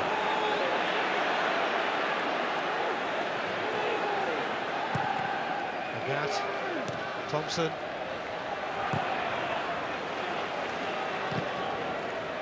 Back by Varga. Sutton showing interest, but it's going to drop harmlessly through to Tony Bullock, making the 200th appearance of his career today. Career that took in Barnsley, Macclesfield, Ross County, and now Dundee United.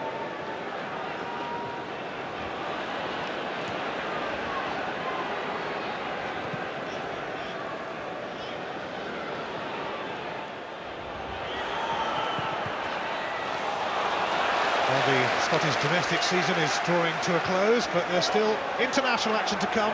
Sky Sports 3 next Friday at 7:30, the under-21 match between Scotland and Moldova. And then it's the main event on Saturday, 2:30 on Sky Sports 2, Walter Smith, Scotland v Moldova.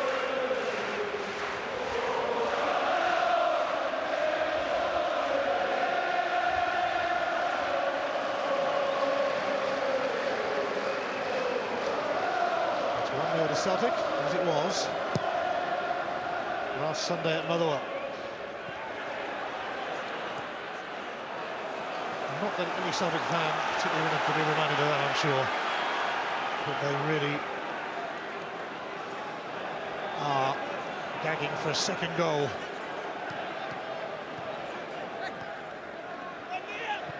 Just to make sure. Sutton dummy, Petrov. Catch cross, Bellamy near post, corner kick given. Well defended by Paul Ritchie. You have for Bellamy to score from this angle. He's well outside the front post. Another good ball in from Didier Agat. For Bellamy to test Tony Bullock from that angle.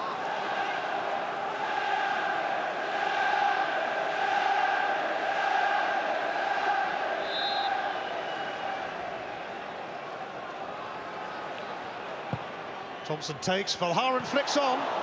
Just eluded Sutton, but not by much. McNamara. Poor centre. Brebner can clear. In fact, he can do more than that. It's McInnes now charging away. Mark Wilson has moved ahead of him. Here he is. But there too is Valharen, who made up a lot of ground to get back then.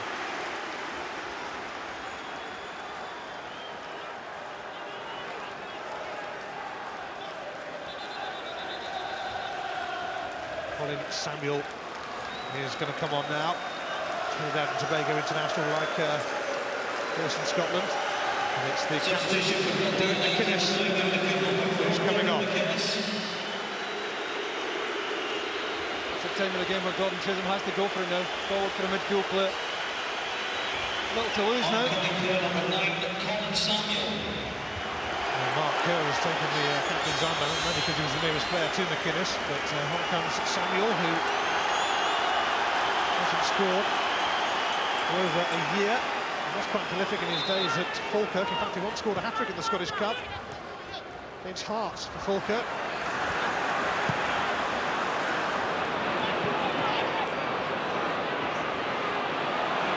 Bellamy's on his way again. I know what that means. Had a look to see where Sutton was, but he left himself with a bit too much to do in the end. Got a corner there. He's given a masterclass today, Bellamy, in terms of his movement. The way he's managed to hit the byline. If you let him get turned, you're done. Gary Kenneth does that here. Look at the change of pace. Something's breaking his neck to get forward. The problem is that Bellingham is so quick, midfielders are struggling to make up the ground to support. Jackie McNamara is going to need some treatment before this corner can be taken. This is why.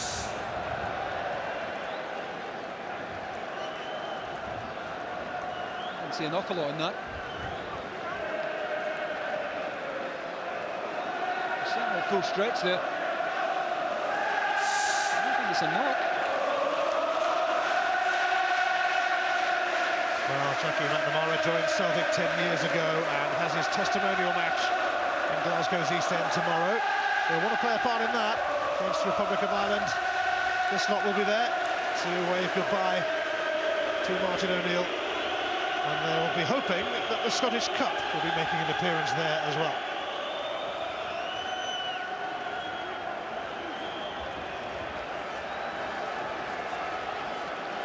Thompson and Petrov conspiring over the corner.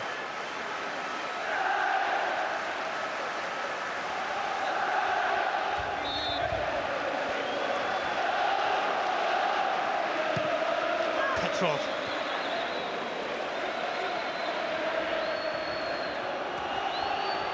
Samuel. Trying to pick out his mate, Jason Scotland, who's giving it a game go, and Balder's got to be wary.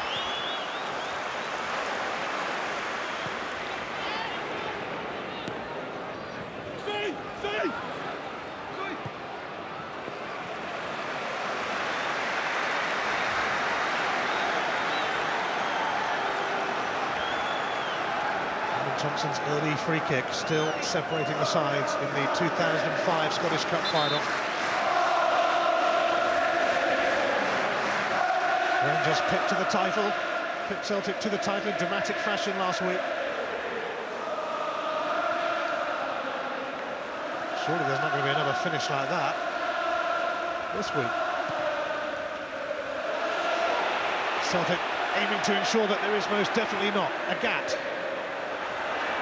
Thompson, good strike, pushed away by Bullock. Petrov. McNamara, that's going nowhere fast. An awful lot of time to measure that shot, Alan Thompson. I'm sure they must have been threatened there. They've gone 4-4-2. Mark Wilson now playing right side of a flat back four. Samuel's playing right midfield. More cutting edge down that right-hand side. Wilson. Crawford.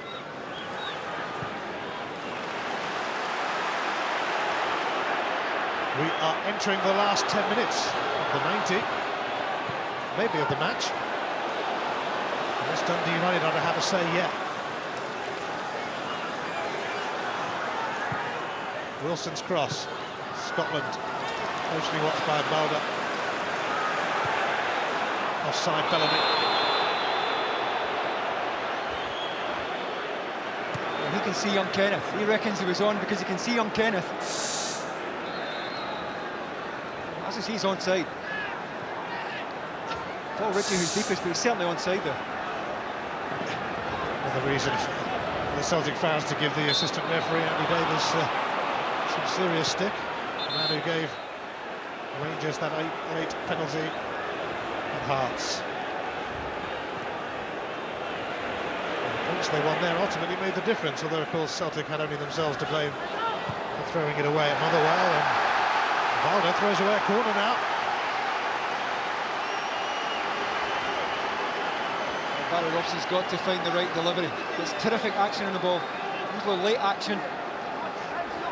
Make it difficult here for Rob Douglas.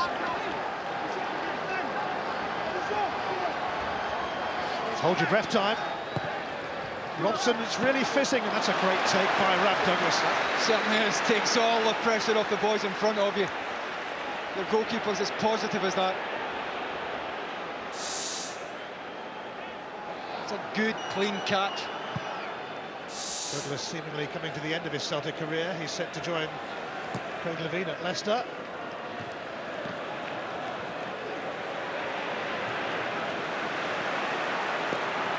Thompson. Down by Kerr. Thompson again. And there's no flag this time. It's Bellamy! Well, did Mark Wilson get something on that? Again, he's working the line, working the last defender. United certainly thought he was off. Well, he is. He is. And Andy Davis lets him go this time. I think he quite gets his foot round it. Nah, he didn't.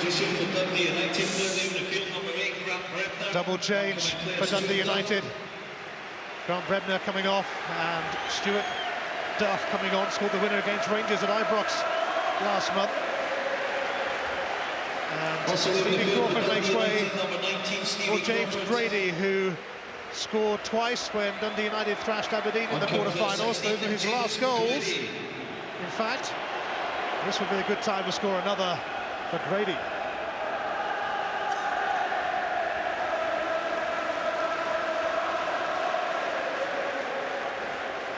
Celtic have got a man down, that's why we have a delay. And it's Alan Thompson this time who's taken a knock. And Celtic could be about to bring on Aidan McGeady for the closing stages.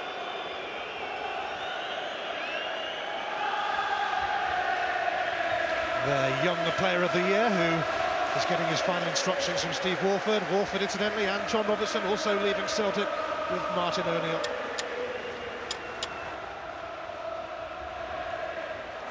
They came as a team, and they will leave as a team.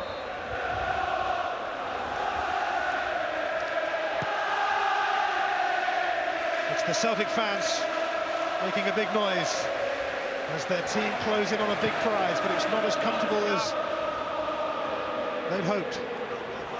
Not at all. What they've got to make sure is that they don't drop off deep. That's what cost them last week. You saw a moment ago Stan Varga imploring his backline to get up and get out. O'Haran, flicked on by Petrov, and Bellamy is racing towards goal again. He goes down, and that is a penalty. I don't think it's a difficult call for John Robotham. Young Kenneth was just torched by the pace of Bellamy down the outside. I think Bellamy just suckers him in here. In you come, son. I'm going to get that little touch there. I don't think Kenneth takes any of the ball. I'm going to cross the front of you. I get the first nick. And he takes nothing of the ball, Gary Kenneth. That's a good call from John Robotham. They're having a go at Craig Bellamy here. But Gary Kenneth, we've got a little nick on Alan Thompson's free kick early on. Got a little nick on Craig Bellamy then.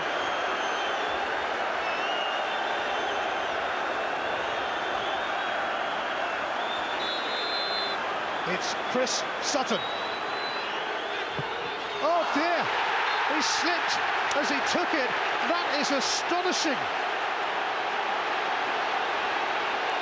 Dear, oh dear. Well, the seeds of doubt, you wonder how many have just been sown there. It's a David Beckham job all over again.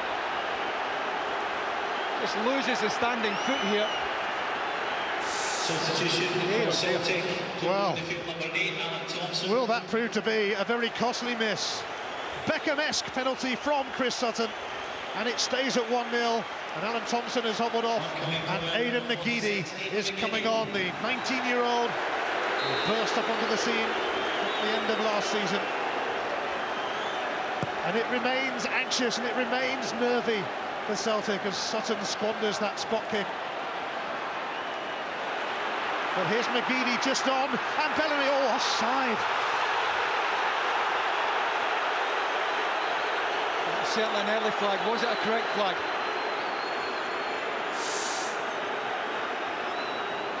Well, there's nothing in that. You know, assistants are told to give the forward the benefit of the doubt. But he's so quick, you know, he so quickly puts daylight between himself and defenders. You know, it must be difficult for assistants at times.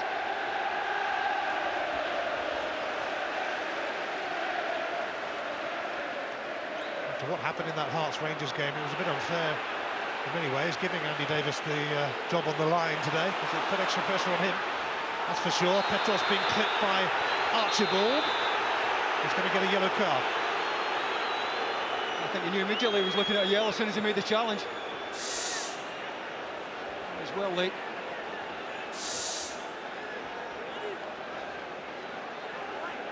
I wonder what's going through Martin O'Neill's mind right now. Getting the job should have been done. And we're getting to that 88-minute mark, almost.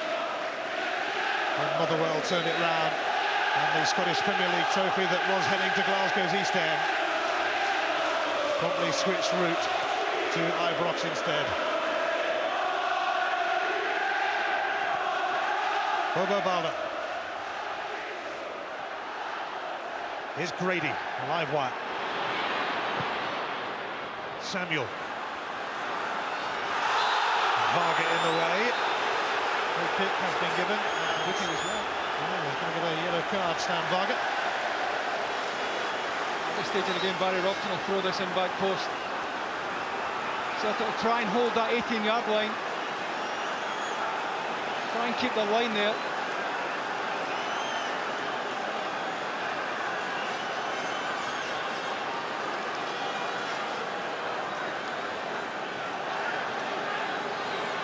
.88 minutes on the clock. Sounds familiar? Surely not again. Robson floated in, and Douglas is once again there for Celtic. Celtic did well to hold the 18-yard line. There was an awful lot of space for Rob Douglas to come and take.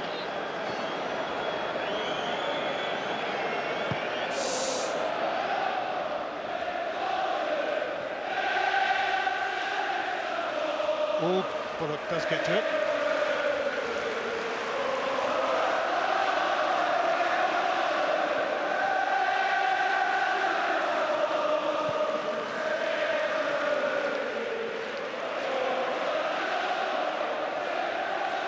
Just over a minute of normal time remaining. Chris Sutton's bizarre penalty miss means it's still only 1-0. Celtic hang on this time. Here's Petrov.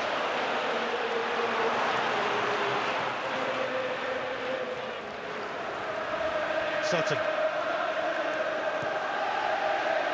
Lovely exchange between Sutton and Petrov. Lennon. Petrov. Will get the free kick. Good experienced play from Petrov, Lennon, Sutton down in the corner there. They know that the clock's ticking down. No great need now to get the ball into the box early.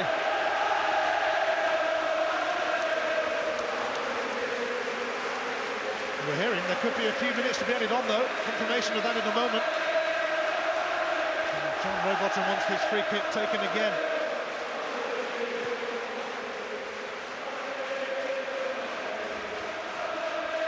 It's McGeady now. Lennon now. There's going to be 5 minutes added on. 5 minutes. McGeady. Fourth officials indicated that there will be 5 minutes time added on. And Brady. Always busy. He's got Jason Scotland inside of him. Here's McNamara. Brady gets back to make the challenge. He bounces up and hits Petrov. Bellamy. No way past Archibald. Throwing will do Celtic, don't no hurry to take it.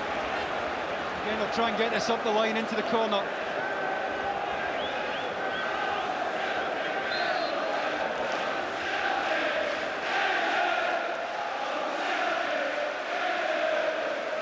Didier Gat with a throw. Still 4 minutes of added on time remaining.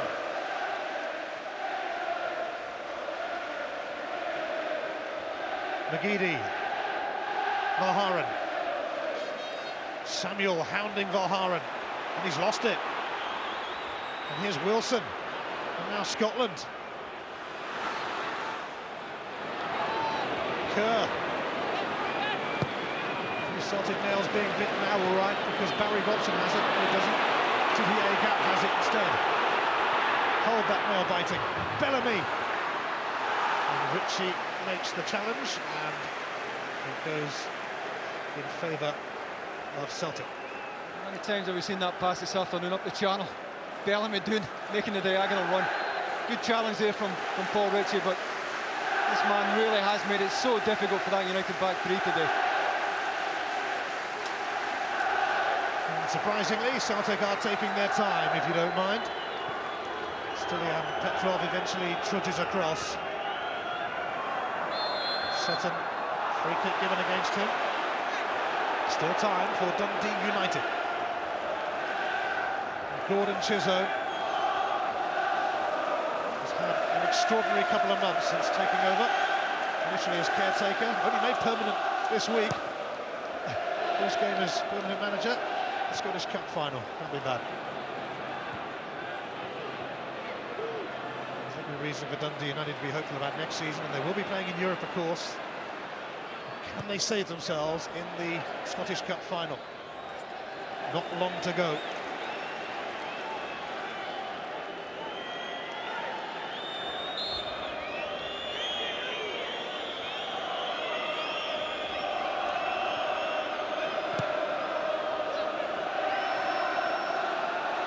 Samuel, it's another throw for Dundee United.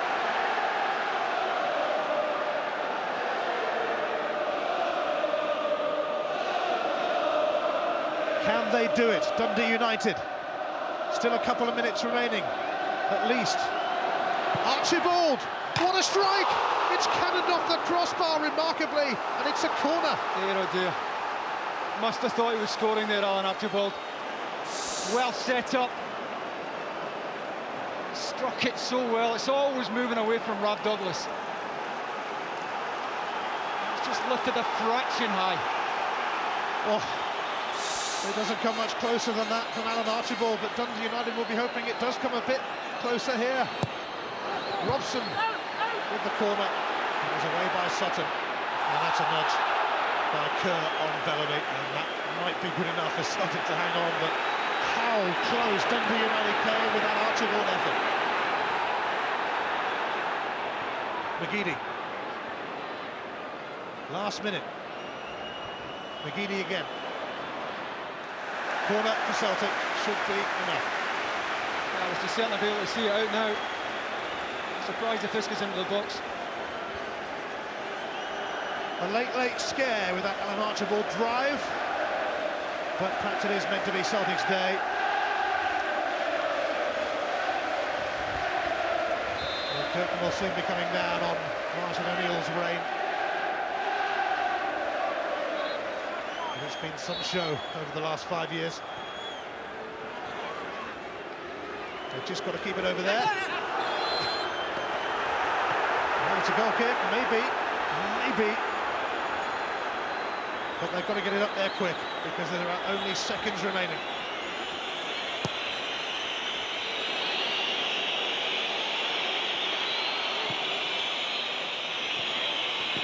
Kenneth in front of Sutton.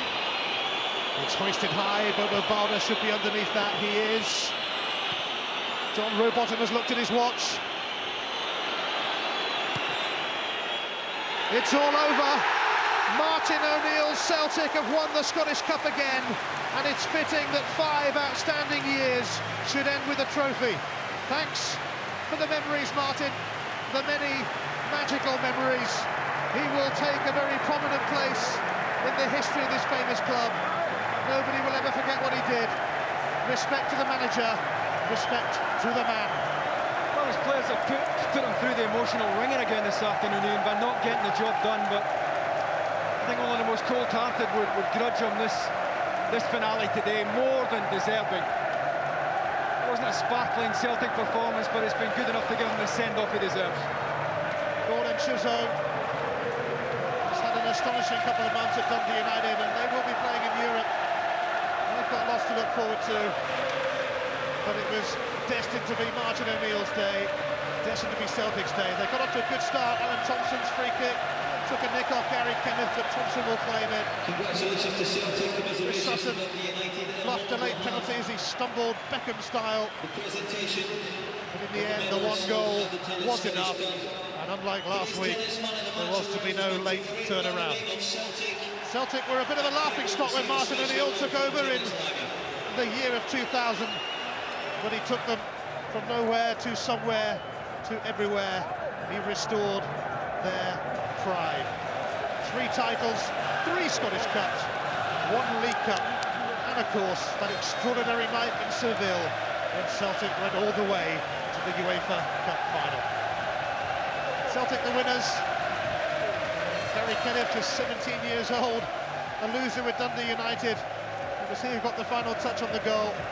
But they did so well to get here, and they did so well to stay in the Scottish Premier League. Alan Archibald very, very nearly equalised in injury time with that thumping drive against the crossbar. I just wonder what was going through the minds of the Celtic bench team when that ball was in mid-air, and you know, ironically, the 2 best chances of the match fell to Archibald. The first the volley had to take early, and the second the long-range effort. What a terrific shot. Let's hear from the man of the moment. Martin O'Neill is with David Tannant. Martin, congratulations. How does it feel to end on a high? Fantastic, David. Absolutely fantastic. It was a great game. I thought we could have been out of sight just like last week, but we weren't. And in fact, Dundee United actually hit the bar in the last minute. But I thought overall we deserved to win the game. We only made so many chances. Then Alan Archibald hit the bar at the end there. Was your heart in your mouth? Well, it's a fantastic shot, but it would have been rough justice. What will you miss most about all of this and this football club? Just that. I mean, the fans are incredible. We saw fantastic potential in Seville. 80,000 people descending on that city, and the behaviour was fantastic. And I thought that they did the football club proud, really proud. I think they've done that there in the last few years, and long time before that, to be perfectly honest. I am delighted for them today, especially them. How deep did those players dig for you today? Because it's been a long season. It was a long season, I know, and we were very down, obviously, after the game at Motherwell, and so we had to dig deep. Towards the end there was players running an empty, but it's been great. I'm absolutely delighted. We've won the trophy. We deserve to win it, and it was a great game. And to win with the Scottish Cup at the very end of the season, I think it was the very least the players deserved, wasn't it, after coming so close last week? Well, the players have been terrific. You know, there's a group of players here that you put your life on. Martin, congratulations. Thank you very much indeed. Thank you. Well, Celtic may have let the SPL trophy slip from their grasp, but they weren't about to let the Scottish Cup go. The last word on the domestic season in Scotland will be Celtic. They've now won this famous trophy, a record 33 times, the world's oldest national trophy. The losers who come up first, led by Derek McInnes, a winner for Rangers against Celtic in '99. It's the other way around this time. But Dundee United have every reason to be proud about what they achieved in the last couple of months of the season. Make no mistake about that. And they will be in Europe regardless, of course, with Celtic, their opponents in this final.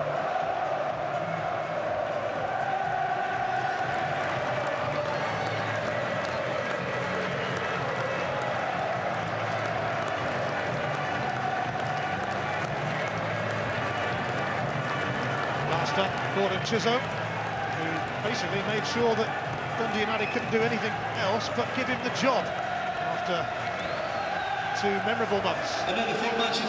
He kept them up, but he couldn't quite go up for the cup as well. Kenny Thompson, the chairman of Dundee United, can hopefully look forward to a bright future under Gordon Chisholm. Now they wanted Martin O'Neill to come up and help lift the trophy.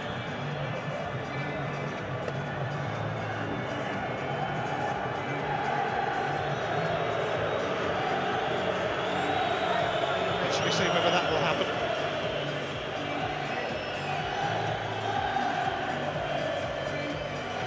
Celtic ready to take this familiar walk. They have retained the Scottish Cup. Paul Lambert, who of course is also leaving Celtic to become Livingston manager, they're trying to get Martin O'Neill and John Robertson and Steve Wallford together to join them on the steps. They will wait.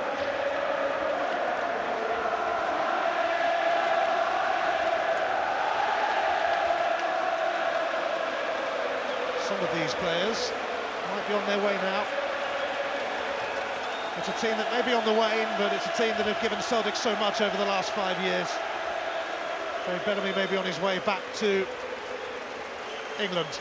But it is going to be Martin O'Neill, Steve Wallford and John Robertson who are going up for the cup. The O'Neill era ends with a trophy and with a party. And you didn't really think that Martin would have it any other way, did you? Come on. Scottish Cup winners, 2005, Martin O'Neill's Celtic.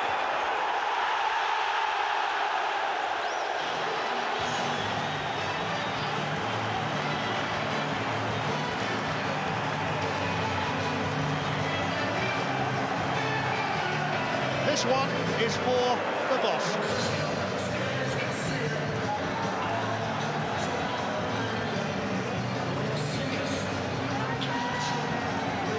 It's the players' turn now. What a nice touch that was.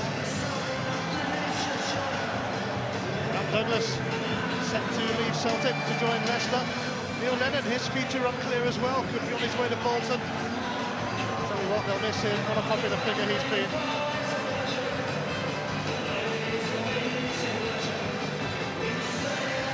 Celtic are pretty used to picking up this trophy, but as the years go by, the feeling gets better and better. It's a watershed in the club's history, and this is the end of an era. The departure of Martin O'Neill, and as you say, quite a few players. But what a good era it's been for the club.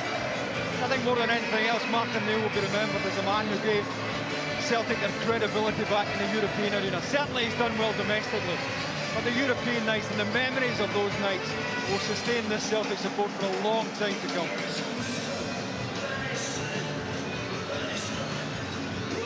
Typical, really, that Martin O'Neill should bow out with a trophy. It has been a trophy-laden 5 years. Ironically enough, the only trophyless season was the year they went to Seville to contest the UEFA Cup final. 80,000 Celtic fans followed them to Spain. Anyone who was there will never forget it for as long as they live. It is a unique club, really. It is a special club. It is Celtic Football Club. They will move on, of course, from Martin O'Neill.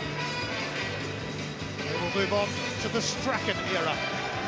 And Gordon, you've got a tough act to follow.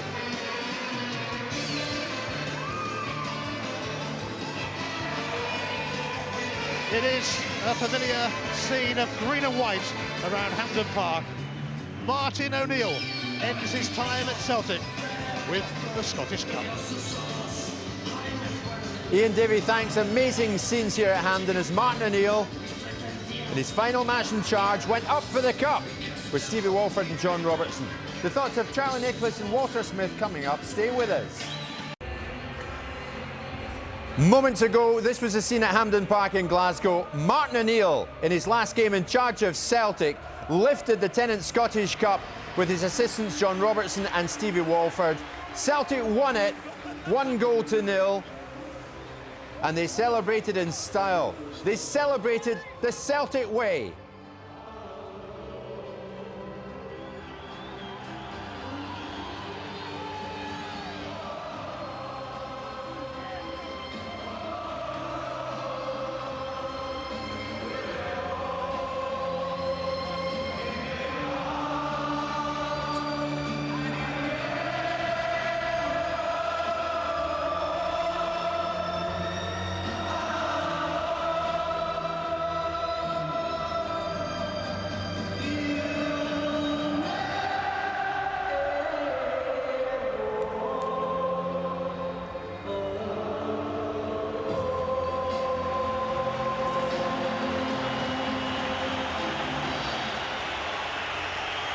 And these again live pictures. Martin O'Neill is saying goodbye to the Celtic support. A highly charged, highly emotional moment for Martin O'Neill.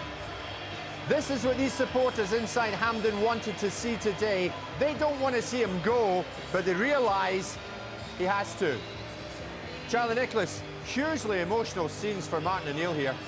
Well, it's always that way at big clubs, Jim. You know, Celtic, Rangers, any of the big teams in England, you always get tied in with it, you get locked up on a day-to-day basis, the emotions run high, you win prizes, you lose prizes. It makes you stronger, and then sometimes when you leave, a year down the line, you actually appreciate what you've left behind, and this man has got Celtic back to respectability in Europe. Domestically, well, there'll always be the challenge with Celtic and Rangers, but Europe is essential to me, and I think Martin's proved his point is essential to him. Walter, hundreds of Celtic scarves coming down, an absolute avalanche of them. How will Martin O'Neill be feeling right now as he finishes his career at Celtic? Well, I think he'll be feeling a little bit sad at the present moment under the circumstances. Losing last week in the Championship was obviously a big blow to him. He's made up for it today by winning the Cup. It happened to me at my last game at Rangers. We lost, and even then in a lap of honour it was still an emotional moment. So I can imagine that emotion mixed by the joy of winning today after last week's disappointment. I think Martin will be feeling terrific at the present moment, and he's getting a terrific reception there. There's a certain relief in it all, Jim. He's made his decision, he's gone for the right reasons. Family comes first. We wish him well, him and Geraldine. But I think overall he's had a great 5 years. Some people debate domestically whether he could have won more. Well, that will always be there with Celtic. But Europe, again, you can't emphasise enough where he's got the reputation back. Jockstein's the greatest ever manager in my lifetime. And other managers come in and done well, but he's got the credibility back. And I hope for the sake not just of Celtic, but Scotland in general, it drags the standard back up and it focuses back in Europe. And I don't care what anybody says, Celtic fans sing Walk On better than Liverpool.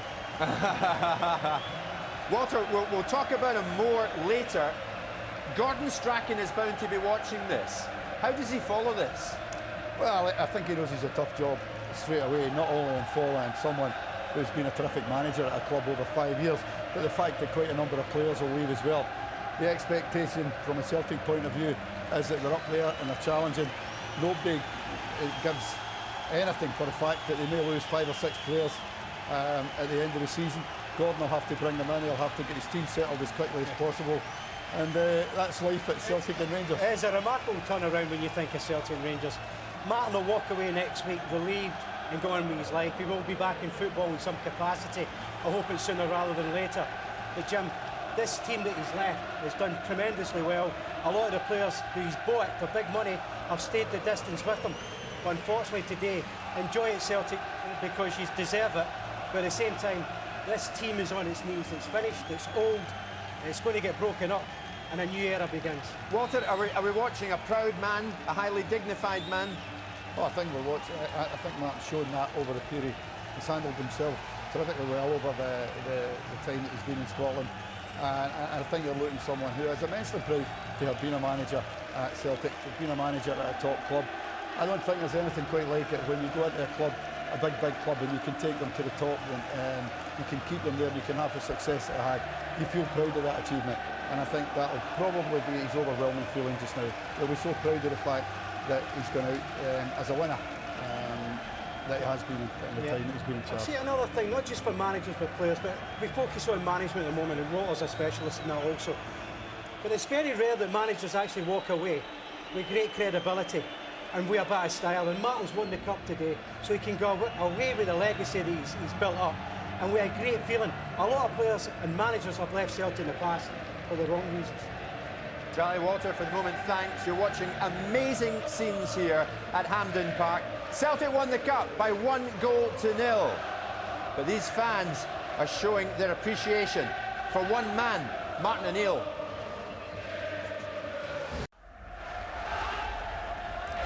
Welcome back to Hampden. The Celtic fans refuse to let him go. Martin O'Neill has been still out in the field there during that break, and now he has said his goodbyes and is walking up the tunnel. An absolutely highly charged scene. It was quite amazing watching O'Neill. He has had a great day. It's a fitting end for him here at Celtic. The great Rod Stewart certainly thinks so. Rod, it's Martin O'Neill's last game. As Celtic's most famous fan, what do you think he's done for the football club? Oh, he's brought us so many trophies in 5 years. It's incredible. But more importantly than that, I've only met Martin a couple of times, and he's a bit of a fan. But he's such a gentleman. I think our man taking over, Gordon Strachan, is going to be wonderful. I really do. How big a fan are you of Gordon? Well, we've known each other for a long time. Let's put it that way. So I think he's going to do good. He's got the great temperament, and he's a good. He'll get the guys playing. You know, it all depends how much Dermot's going to open up his pocketbook and allow us to spend, I think. Right, thanks. All right, mate. Good luck. That's great, listen. He wears it well.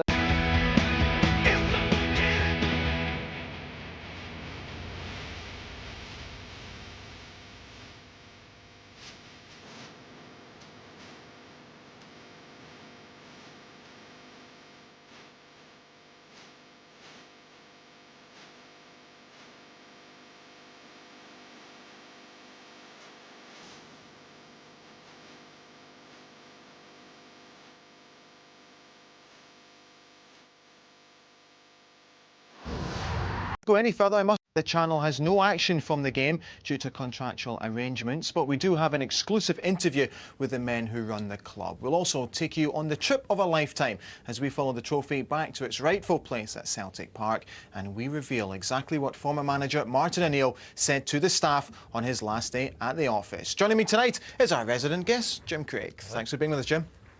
But let's start by looking forward on Saturdays to explain why they chose Gordon Strachan as the new manager and what the fans can expect this summer. We did not want to leave the fans wondering what happens next. In a sense, there's no replacement for Martin. There was no replacement for Henrik Larsson. But Gordon's got his own style. He's very enthusiastic. He's a true student of football. He spent the period after leaving Southampton travelling the world, in effect. He went to Australia, he went to Germany, went to Holland, spoke to coaches, spoke to fitness trainers, so he's a serious person. And he'll bring all that accumulated expertise to the rebuilding of the team, which I think has to happen through the summer. We've got a responsibility to the fans and all the stakeholders here. If we stood still, then the club would only go one way. Fans, again, are just, we saw it today, absolutely fantastic.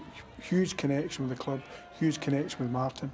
Their emotional and financial commitment, I've said it before, I think is second to none, and we've got a responsibility, we've got a real responsibility to take the club forward. I get letters from fans who are a bit disgruntled, a bit disappointed, but what they all recognise implicitly is it's been a great 5 years, it's been an era, and that's a word that tends to be overused in Celtic football, and that's been replaced now with Martin's departure. Gordon knows the job that's got to be done. He's a real enthusiast. He's no nonsense. He will command the respect of the players. He'll command the respect of the crowd, and he'll deliver success. I'm confident about that. We're at a point here where the senior players that we have, the big players, need a help, and everybody agrees that there's needing fresh blood, and we will go about that. And I think that's the message to the fans tonight, that it's been an end of an era. It's been a fantastic era.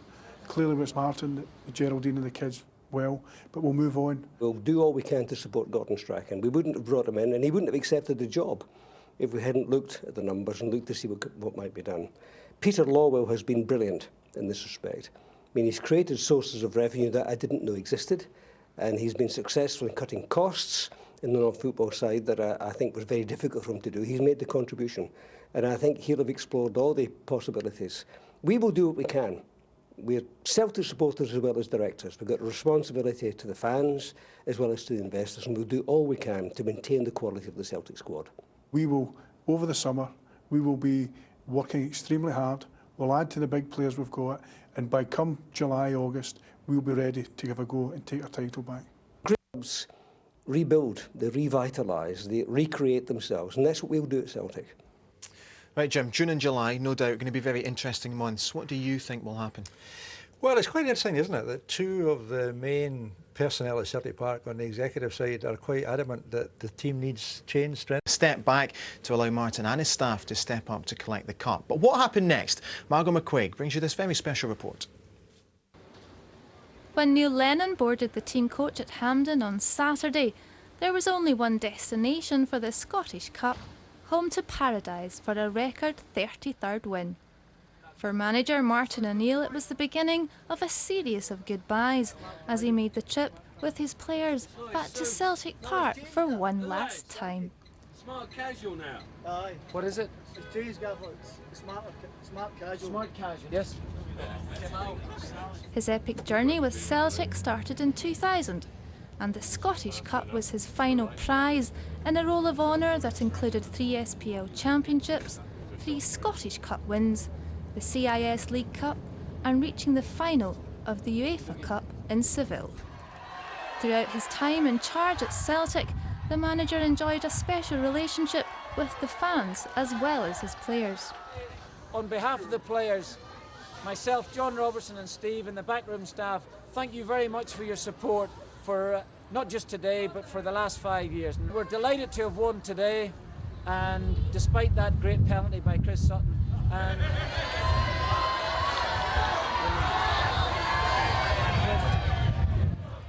it was fitting that he chose to speak to the supporters before joining the club's official celebrations inside the ground. But first there was the opportunity to reflect on the final with a last interview for Celtic TV. we finished the season with the trophy, it's the Scottish Cup, and we're delighted.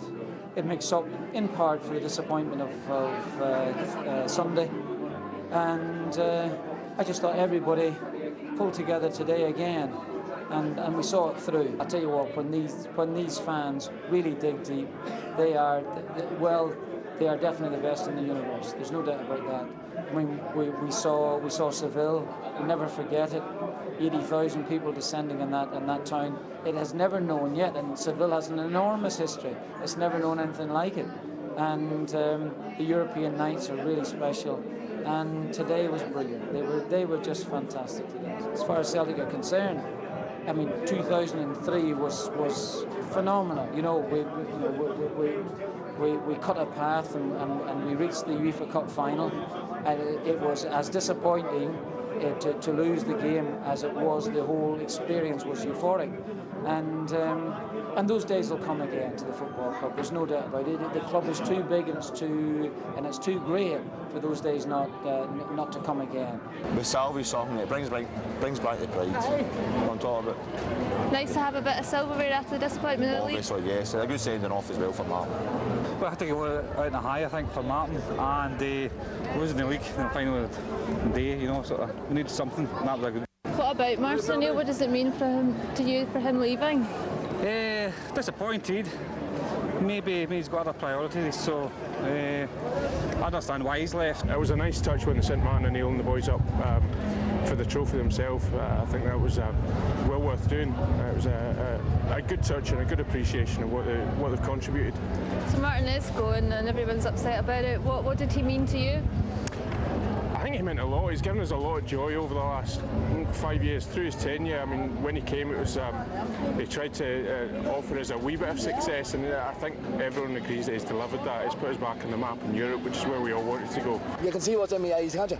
Also, we're all crying today, you know, when we were singing a tribute to him in Gallowgate a while ago, and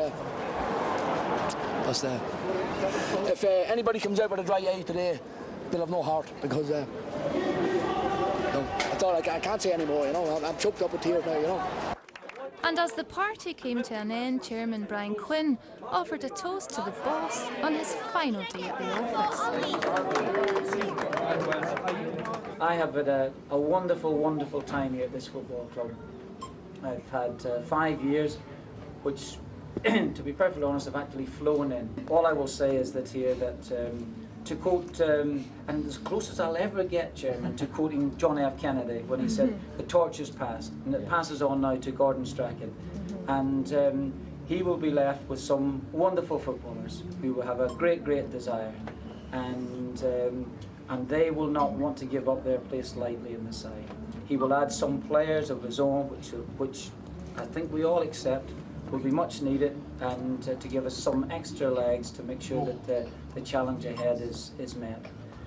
I have just want to say thank you very much indeed to the chairman, Dermot Desmond, and the board members. Some have changed in my time here, to give me this opportunity, this fantastic opportunity to manage the football team. My final point was really to Geraldine and my 2 children, you know, so they're around here somewhere. Are they? Raymond, thank you very much. they haven't been as good as people are making out, you know.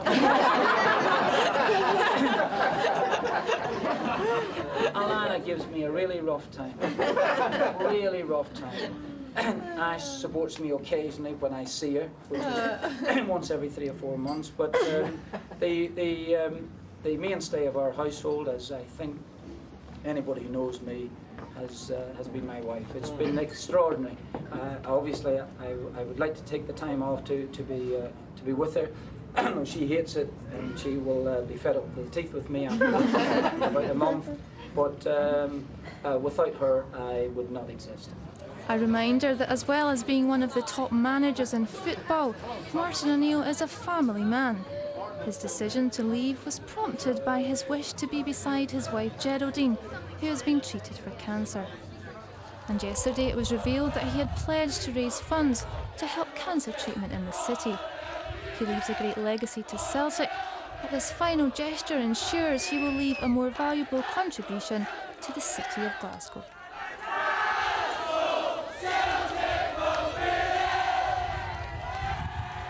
So Alan, who was accompanied by his eldest daughter Scarlett during the post-match celebrations. You would expect him to be the claim the glory, but he wasn't making a big issue of it. People have just said that it might not be my goal, but to be honest, if it is, it is, and if it isn't, I won't lose any sleep over it, you know. It's nice to score a goal in the cup final, of course it is, but that's not the important thing. There's more important issues about today than who scored the winning goal. We're up for any game, we have been for years and years, but today was difficult because we hadn't quite got over what happened last week at Motherwell. And it was always going to be tough today because of that, and all credit to everyone, you know, the players, the management, the staff, everyone who's knuckled down this week since Wednesday, because we had Monday and Tuesday off to try and get over with disappointment slightly. But, you know, it's been a hard week, and so to get the trophy at the end, the least we could do for the manager. I think that was the only way it should have been, to be honest. I don't know if it's ever happened before, if a team sent anyone up to collect the trophy, but I think the manager and Wally and Robbo, they were the only people really that deserved to go and get that today. We just want to have all get our feet up, see the kids and the family, and we'll cross that bridge when we come back in 6 weeks, 7 weeks time, whatever it is. Are you proud of your dad today? Yes. And who was the best player for Celtic? Dad. Cheers. OK, Jim, I know 50,000 turned out to see a showcase testimonial match for Celtic team captain Jackie McNamara, but it was a Celtic fan who stole the show. McGeady getting the better of Wallace, flicked on by Holland. Gary Doherty stayed onside. The cross towards Robbie Keane at the far post. Oh, Ireland have scored! Robbie Keane with a deft finish from an acute angle from Gary Doherty's cross. And with just over 2 minutes of added time to go, it's the Irish fans who are singing now. Robbie, did you enjoy that out there this afternoon? Yeah, I certainly did, obviously. I was a kid, I was a Celtic fan, so it's my first time in the stadium. And, you know, the atmosphere was tremendous. Obviously, it was a special occasion for Jackie, and, you know, and rightly so, because he's been tremendous for Celtic over the years, and he deserved to stay today. You got a lot of adulation yourself out there? That was nice. I mean, it's always nice as a supporter. As I said, when I was a kid, I was a supporter, so to come there and to get the claps that I did was obviously nice. Will this be the only time we ever see you play at Celtic Park?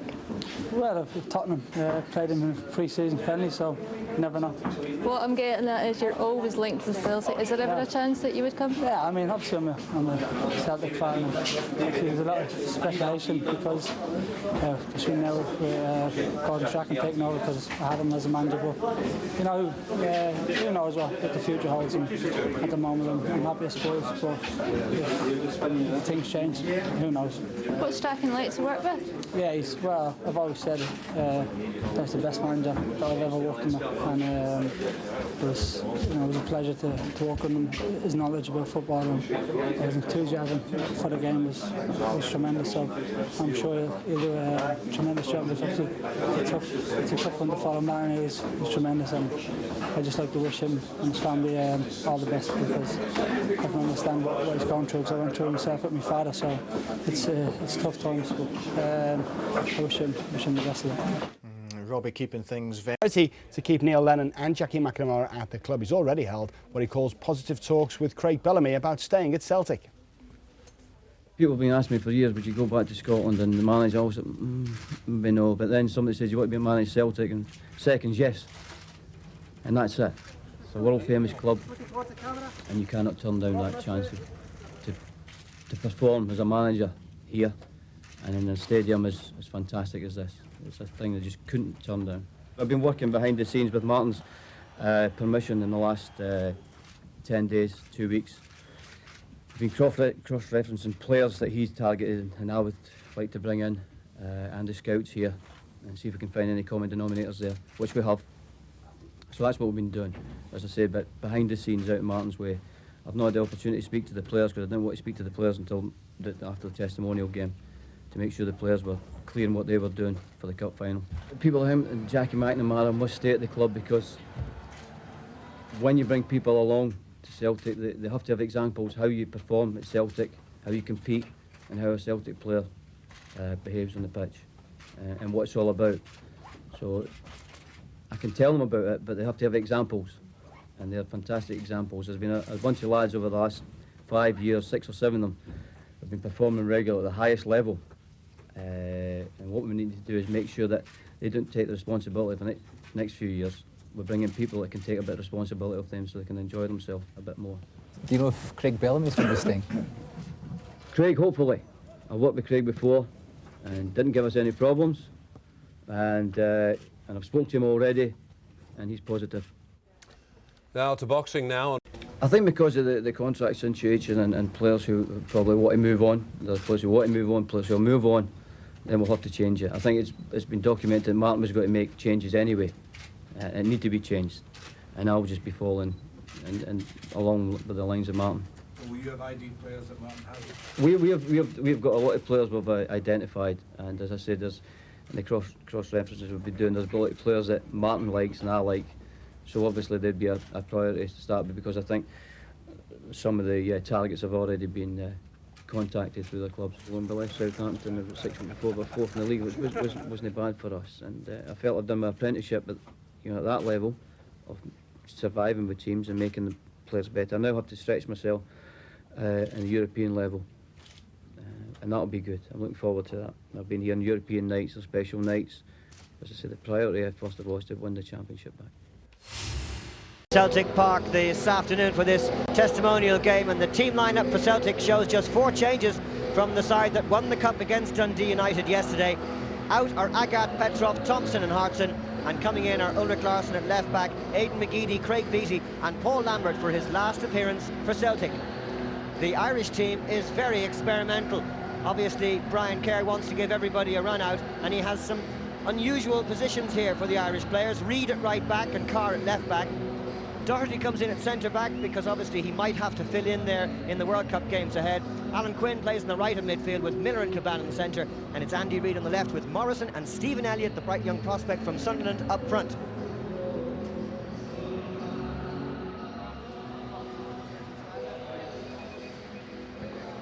And there's the teams in the tunnel, being led by our match referee today, Brian Cassidy, who himself is also playing in his last game. I should say, refereeing, of course. He retires at the end of this match, and this a tribute to all he's done in Scottish football. The Irish team today in their chain strip of white shirts and green shorts. Celtic, of course, in those familiar hoops. And there's the man of the moment, Jackie McNamara, who will come out at the end of the two sides. A wonderful servant for Celtic Football Club. Almost 350 appearances in the famous hoops for Celtic. He's just 31 years old and still has several years left, though his contract does end at the end of this season. And a great welcome for the two sides at Celtic Park. A really good crowd in today for what is an historic occasion, a Republic of Ireland 11 playing in Celtic Park for the very first time. The crowd completely unsegregated, an unusual thing that in these days of such great rivalry between teams. But today everybody's a Celt. Irish fans and Celtic fans mixing before and now in the stadium, and this should be a great occasion.